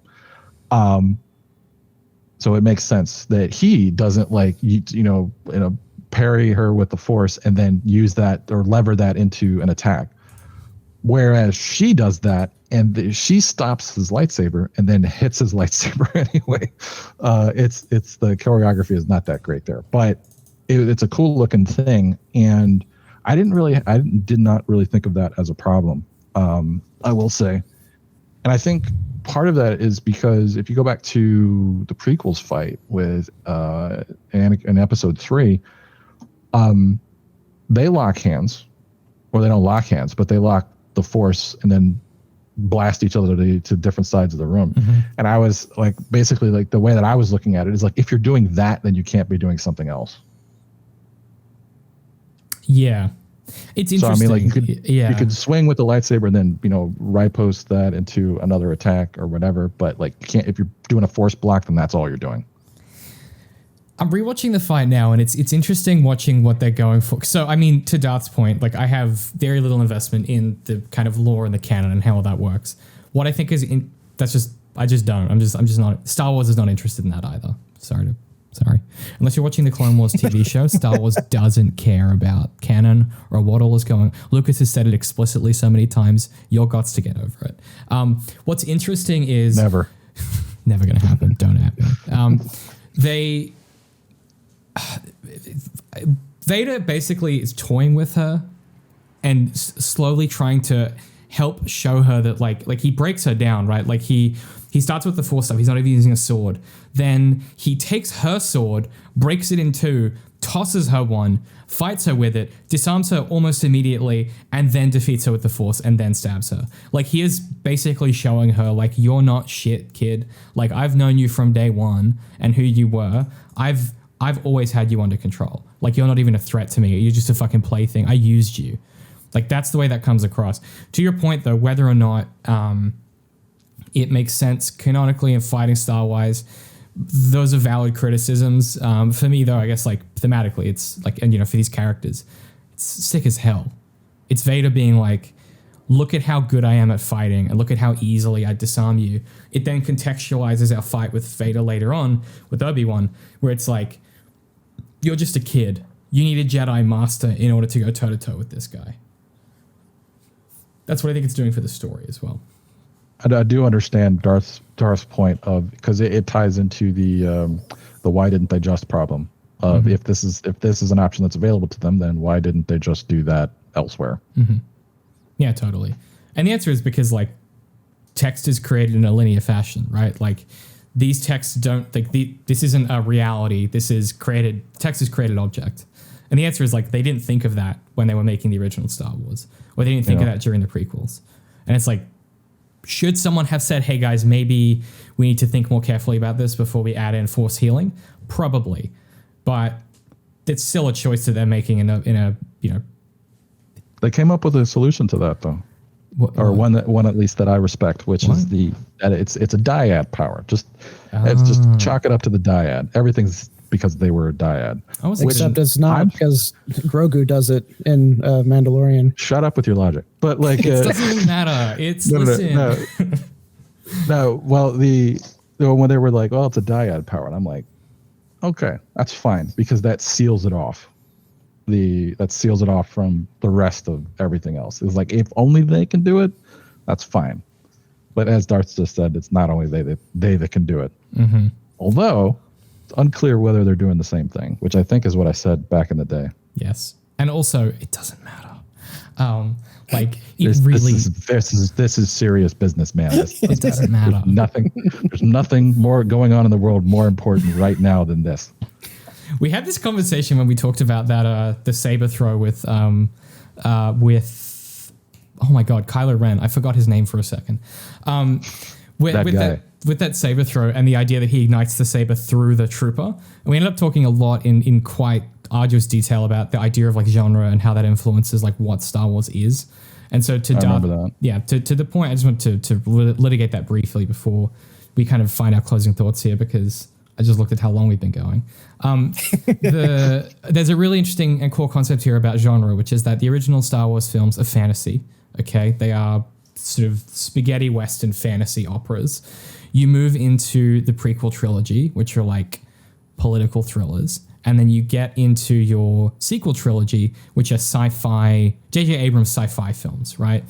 They have a certain aesthetic to them. They have a certain series of genre requirements that they follow. And one of the things that we talk a lot about in sci-fi versus, say, fantasy is that fantasy, a lot of the time, how does Gandalf do a spell where he ignites he's able to expel light from his staff so they can see in Moria? It's magic, bro. How does Luke grab the saber from the snow when he's hanging upside down? It's magic, dude. And then you get into this point later on where you start to go, when you move into that sci-fi genre, which is, well, how did they get their force powers? Oh, there's these microbacteria called metachlorians. Okay. How do the lightsabers work? Oh, there are these crystals. There are these lightsaber crystals. How does this? And you suddenly start to have to begin to explain various things, and you move into a different mode of genre, and you have different like things that you focus on. And what I will say as well is that people are trying to like gaslight reality around kyber crystals, and I won't have it. Kyber crystals did not exist. Okay, kyber crystals, they were never called kyber crystals. There was one type of crystal that was called kyber, and then you had lightsaber crystals. And people on Wikipedia keep editing the Star Wars Legends page to be like, no, they were always called kyber crystals, and they just weren't. It's crazy to me. Anyway, go to a more civilized age, listen to their recent episode about it. It's driving me mental. Anyway, all to say, we are way off track here. Yeah, fucking hell. All to say, to your point, Darth, I think it's an interesting decision they made in that fight sequence. I also felt the same way about when Obi-Wan does the big rocks thing and he just does this and then all the rocks come flying. I was like, yeah, video game boss fight. But that stuff's cool, and it's magic. Like, you can do stuff like that, and I don't know that there's this tendency of Star Wars fandom to want to put everything ironically into a dichotomous key, like we just did with this flowchart. I don't think that's a good impulse for some of the world building and some of the Force stuff. I think it can distract you as a reader from what's actually happening and what the intention is. And yeah, it's valid criticism, but it's just not. I'm less interested in reading text in that CinemaSins mode of but 25 films ago they said this thing, and I'm more interested in what is it doing thematically? Is it well constructed? Does it have the payoff it wants? Is it good? Is it good to watch? Is it enjoyable? But also, I'll die on the Kyber Crystal Hill. So this, So one of the things that came up much earlier, which I'm unclear about, is, and I think I rewound this a couple times to check, but when, as far as this goes to Reva's motivation to go kill Luke, is does she know that that's Anakin's kid? And if so, how? Because in the video message, he just says the children. He doesn't say, "Yo, I'm gonna go take care of Anakin's kid, Luke, who's over at the 123 Tatooine Street, with his Uncle Owen." In case anybody wants to know exactly where he is, and that he's really important to the story. But I mean, it's like, does she go because she knows that he's important to Obi-Wan, or that it's Anakin's kid? Because she wants vengeance against Anakin. I think she just connects some dots, right? Because she knows that Obi-Wan's been hanging around on Tatooine a lot. Like, she's been spending a lot of time there. She knows who Owen is. I think it's just one of those, like, you could chalk it up to, like, she knew enough about it and then just intuited it through the Force or some shit. Like, this is a show this is a universe that can get away with, like, I sensed it. I hate that so much. It's a get out of jail free card. A feeling. Don't give your characters the ability to just, like, feel stuff, guys. If you're writing a story, don't do that. That's literally the Jedi, though. How do you know? A feeling. I just sensed it in the Force. Like, shut up, man. I get you read my email. Just admit it. Okay, you didn't sense nothing. It's great. Oh, but a couple things about that. This is a more of a nitpicky thing, but so first of all, it was like, well, how does it's like, why is she going to kill Luke? Is it because, she says she's there for justice? Is it because she knows that that's Anakin's kid, or is it because she knows that this kid is somehow important to Obi-Wan? It's unclear to me there. First of all. Second of all, the video message is, what's his name? Jimmy Smits, Bale, saying to Obi-Wan, "Yo, realize you've been gone a while, so I am going to go over to Tatooine and protect Luke." In this video message, he says that. And Obi-Wan and Reva both beat him there. Yeah. Jimmy's taking the scenic route, He's got his top-down convertible again. He's taking the country roads, you know what I mean? We haven't talked about ever how cool Bail Organa's, like, dope Cadillac-style speeder is in Revenge of the Sith. That thing is awesome. The coolest fucking whip I've ever seen. A lot of the what would you call it, stylization of the prequels, and especially like Coruscant, is just I love it so much. And I love that we're getting to see Alderaan now, because they did a beautiful job with it. I love the design of that planet. Yeah. And again, that oh man, I wrote the name down and I don't know where that notebook went, of the new planet that we go to, the city planet. Cyberpunk City. Yeah, it looks so cool. And I was like, I was looking at it, I'm like, this is very cyberpunky, and I like it, but it still looks like Star Wars to me. I mean, I would pay an irresponsible amount of money for a, like, hard-boiled detective Obi-Wan show just set on that planet, just like him going around doing, like, grimy bounty hunting stuff. Oh my god, I could die happy. This is going down the nitpicky route, but like, watch that again and look at how little sense it makes his like, quote unquote, detective work, because he just kind of stands there, looks around confused, and then sees someone coming out of a door wearing goggles, and he's like, "I bet that's the place." And then and then it's the right place. So unless this is one of those, like, feeling moments and the Force led him there, it's like, are the goggles the clue, or how did that lead him there? We have to wrap this up before we become cinema sins. Does anyone? We need to save all this for when we discuss this show to, like, no end. Yeah. When we do the solo, when we do treatment of this, when we do a 3-hour coverage of each episode, maybe that's next year's Project Darth once we've done Sherlock. So does anyone have any other points they want to address before we wrap? I know that Rye, you had a bunch of stuff written down. Is there anything that we didn't get to? None of it related to what we're actually talking about. That's fine. This is we're in the chaos zone now. Darth is talking about goggles and doors and geography and shit. I didn't like the way that the lightsaber cannon happened. Like, we're fully in it. There's two things specifically. Well, actually, no, I have 3 things here that really stuck out to me when I was briefly rewatching this. The first one was we were talking about last time how the new lightsabers look, And I was thinking about, if you watch the TLJ throne room fight scene, a lot of people complain about the choreography, but I really like the direction of that particular fight, or at least most of it, in that you have to watch it with the, watch it in the context of where is it telling you to look. And like, that initial part at the beginning, where like they square off, the whole room is red, the guards are red, everything is red except for Kylo and Rey right in the middle, and that's where you're supposed to look. And then there's different parts where like they're fighting or whatever, and the lightsaber points or directs you to where to look and everything.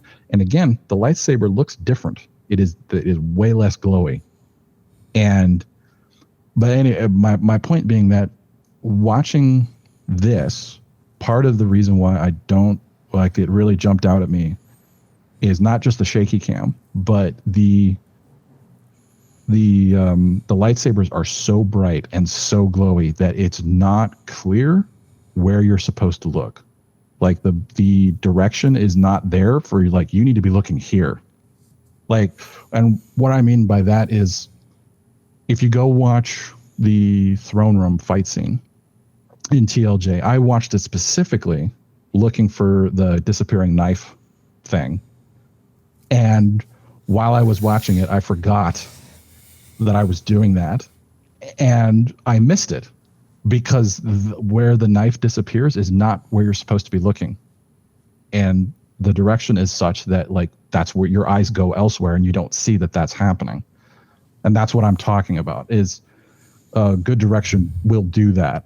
Or it's like, this is where you're supposed to be. Look, this is the focus of the shot, etc. And it's very difficult to do that when the most of the screen is obscured by the glowiness of the lightsabers.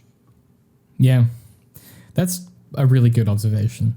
I have, however, slowly come around on the glowiness, much to my own I have too, actually. Yeah. Since our last talk, I'm going to walk back because I had initially said that episode 3 was what I loved the most for the saber's look, but I'm trying to figure out how to phrase it, because in any shot where it's not so dark and the saber is not too close to their face, those are the two exceptions. In every other shot where the saber is just lighting up lighting up the ground around them, or lighting up the side of the wall, or whatever they're walking beside, or you just see the light spilling over onto their cloak, like, all of that adds a layer of realism that is completely missing in all of the earlier lightsaber, renditions that we get in all the earlier films where they didn't have a physical glow stick there. So from that perspective, it's amazing. But the second there's some kind of angle, as soon as it passes that threshold and gets too close to their face, now, like, the iris on the camera blows up and everything is too bright, or however the cinema people want to talk about it. Go back and watch those scenes again, specifically like the fight scenes that I'm talking about, and with what I'm talking about in mind, and I think you'll see what I'm talking about. I don't disagree. You'll see both what you're talking about as not a problem, and you'll see what I'm talking. I imagine you'll see what I'm talking about as you're going to be like, yeah, I don't know where to look, or I can't even understand what's happening in the shot right now. Except lightsabers were swinging around. I think one of the clearest fights to follow in Star Wars, period, is the fight in the forest in number 7, Force Awakens. I definitely didn't forget what it was called again. That fight is, like, it's so clear what's going on and who has the upper hand, and what, like, all the choreography is. It's so clear where you're supposed to be focusing your attention. And I also think it's the best lightsabers have ever looked. I think it's a good balance between the two. And I realize that is an unpopular opinion, but I've kind of always felt that way. Well, people don't like that fight for different reasons. Yeah, that's true. Yeah. It is really hard for Star Wars fans to break apart, like, the in-story reasons why they hate something versus the practical, like, it looked good and the cinematographer did a good job and the scene looks good and works for all these reasons. We just can't accept that because of the in-lore reason that it broke Well, X, Y, actually, Z. you'll find that kyber crystals are shaped like more like raisins, so there's no way that Kylo's saber could have the vents on the sides. And you're like, but it's cool. The second thing that I have here is something that Leia said, that the moment that Obi-Wan shows up, she says the completely logical question, which he just waves aside, is he opens the door and he's like, your father sent me. And she goes, where's the army? And it's a good question. Like, why? It's like, it makes much more logical sense. Like the Inquisitor's like, you kidnapped a senator's daughter and Alderaan doesn't do anything about that. It's way more of a question of, why did Obi-Wan show up to rescue this senator's daughter, rather than why didn't the Alderaan army show up, assuming they even have one. But yeah, I thought that was a great little question by her. Well, I imagine in an Emperor-run galaxy, that definitely demilitarizing Alderaan for sure. No, probably. Like they're doing the I'm pretty sure that thing. Yeah, Alderaan was supposed to be a peaceful planet. They don't even have a military. I think Leia explicitly says that in episode 4. But then they have guards. Well, yeah, but that was like family protection and all that. Like, I think she said like we're a peaceful planet. We don't even have. I don't remember what the blank was. Yeah, like Japan still had cops in the Cold War. Like they just didn't have an army. But what I wonder if they had an army too. What am I? But that scene with Leia doesn't matter. Sorry, keep going, Darth. You're thinking of Germany immediately following World War II. Yeah, but they did they also got an army. Yeah, they weren't supposed to. All right. The last thing that I had was Indira Varma's character, whose name escapes me. Huh? But who? The Path lady. Oh yeah, sorry. Yep. And first of all, she was excellent. Or at least I thought she was excellent. I thought her character was pretty good too. And then again, rewatching some of the scenes today, her death scene, I was like, oh, that's pretty good. I'm a little, it's hitting me. I was like, I like that. And then right after that, it occurred to me, I'm like, that death served no purpose. It was like she died because the plot required that she no longer be part of the story. Mm-hmm. And she died, and then so that they could get away, and then he turns himself in. So I was like, that's confusing. There's a different way to do that, which I think would have been a lot more impactful, but it was like, I think that was at the time that the death didn't really, or like watching it the first time, the death didn't really have the impact on me that it should have. And I think that's why, is that you get the sort of like, if you're attached to the character at all, you'd be like, oh no, she's dead. That's bad. But there's no meaning to it. There's no lasting impact. There's nothing gained by her death. But is there necessarily supposed to be? Because it wasn't like she did some, sacrifice in order to let them achieve XYZ goal. It was just, this is war and people die. And she literally got caught in the crossfire. I mean maybe Obi-Wan could have. But you're saying what I'm saying. I'm saying her death didn't have any sort of impact like that. Yeah, but I'm saying I don't know if that's a bad thing, because that just feels realistic. Like sometimes a character will die, and it's not like that death is a revelation that brings the Avengers together. Sometimes a character just dies and people move on, Name me a spot in Avengers where that happens. The first Avengers film where Coulson dies, and that's like, oh wait, which version? That's what brings them together. Yeah, I was saying like in that exact same thing where he died, like 500 other SHIELD people died. We didn't get a story about them. Their death didn't achieve anything. Yeah, none of them were main characters. That's true. I didn't even know their names. The closest you get is there was a ton of Path people that died in that tunnel. That's true. And their death does not have to be impactful. And I'm not saying that necessarily another character's death is supposed to be impactful, but it's like for a character of that stature, of that level, of that involvement in the story, to just be dead and then and then there's no. It doesn't change the trajectory of anything that's happening. Like, what if he had gone back and like dragged her out of there and she had lived? It would have been exactly this. They would have been in exactly the same situation. You know what it's like? It's like what we talked about in Solo with when the pilot and Woody Harrelson's wife die. Like, it doesn't change the trajectory of the story. Things would have always been that way, and it has like an emotional impact, but it's pretty limited. It's just there to get that character off the board before the next. Yeah, but we didn't even know them that well. Yeah, like they were in the limited time that we had them. They were, important, but they weren't that important. I don't disagree. No reason to. Yeah.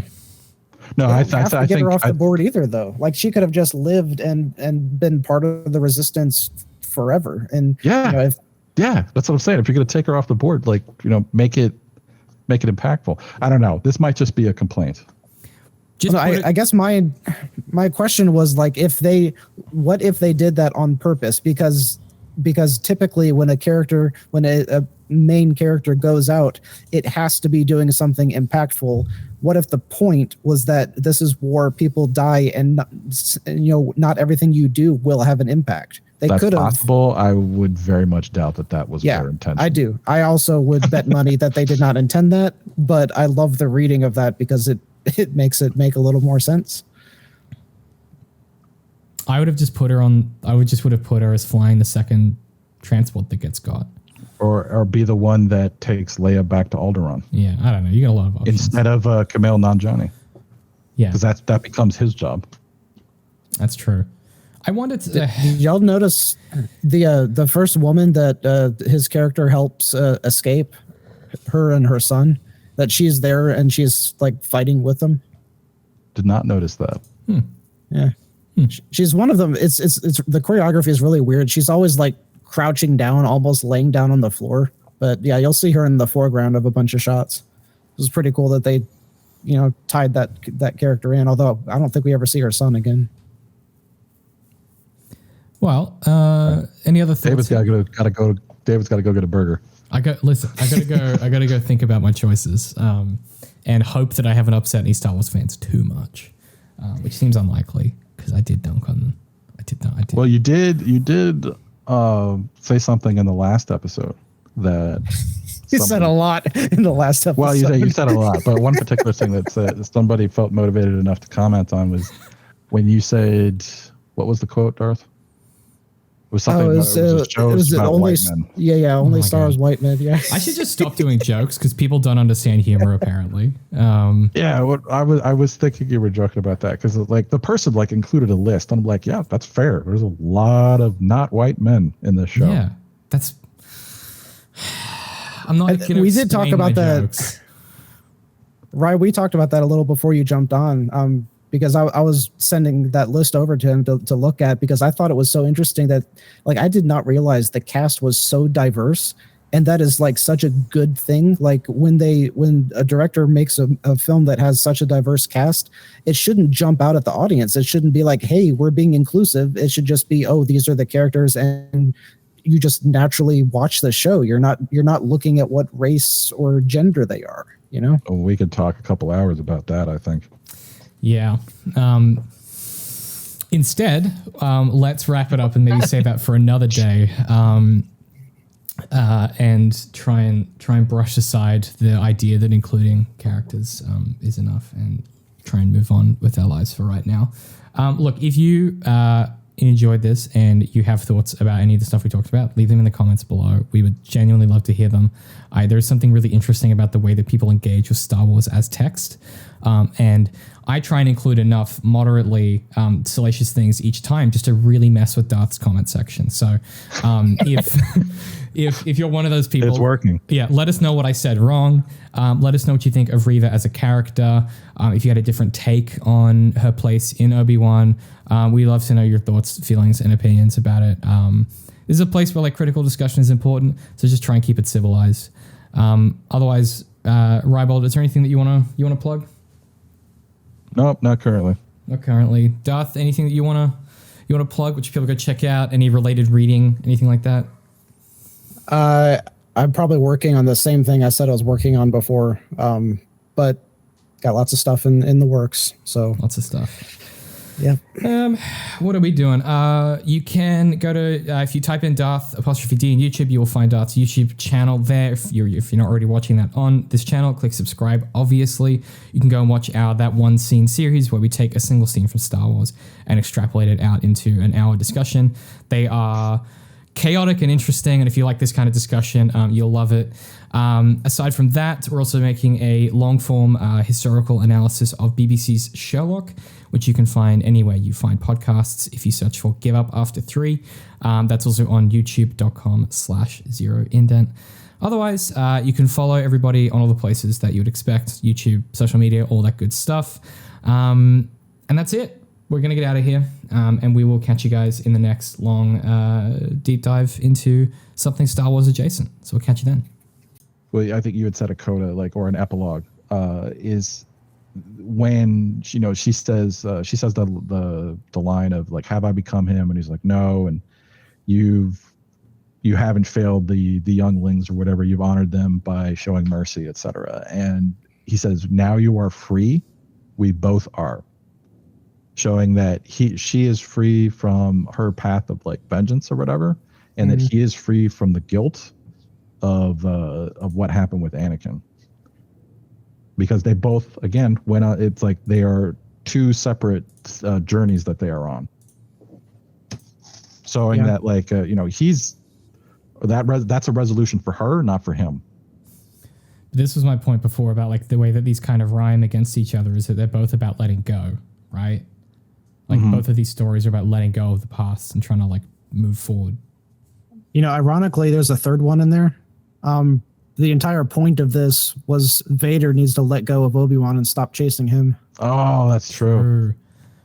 Man, they should have just called this Kenobi, the Art of Letting Go. Better title. Oh man, now you're gonna have to include this in the video. Damn it. That's a good film. All right, let's get out of here before something happens. You should go watch The Art of Letting Go. It's a great film.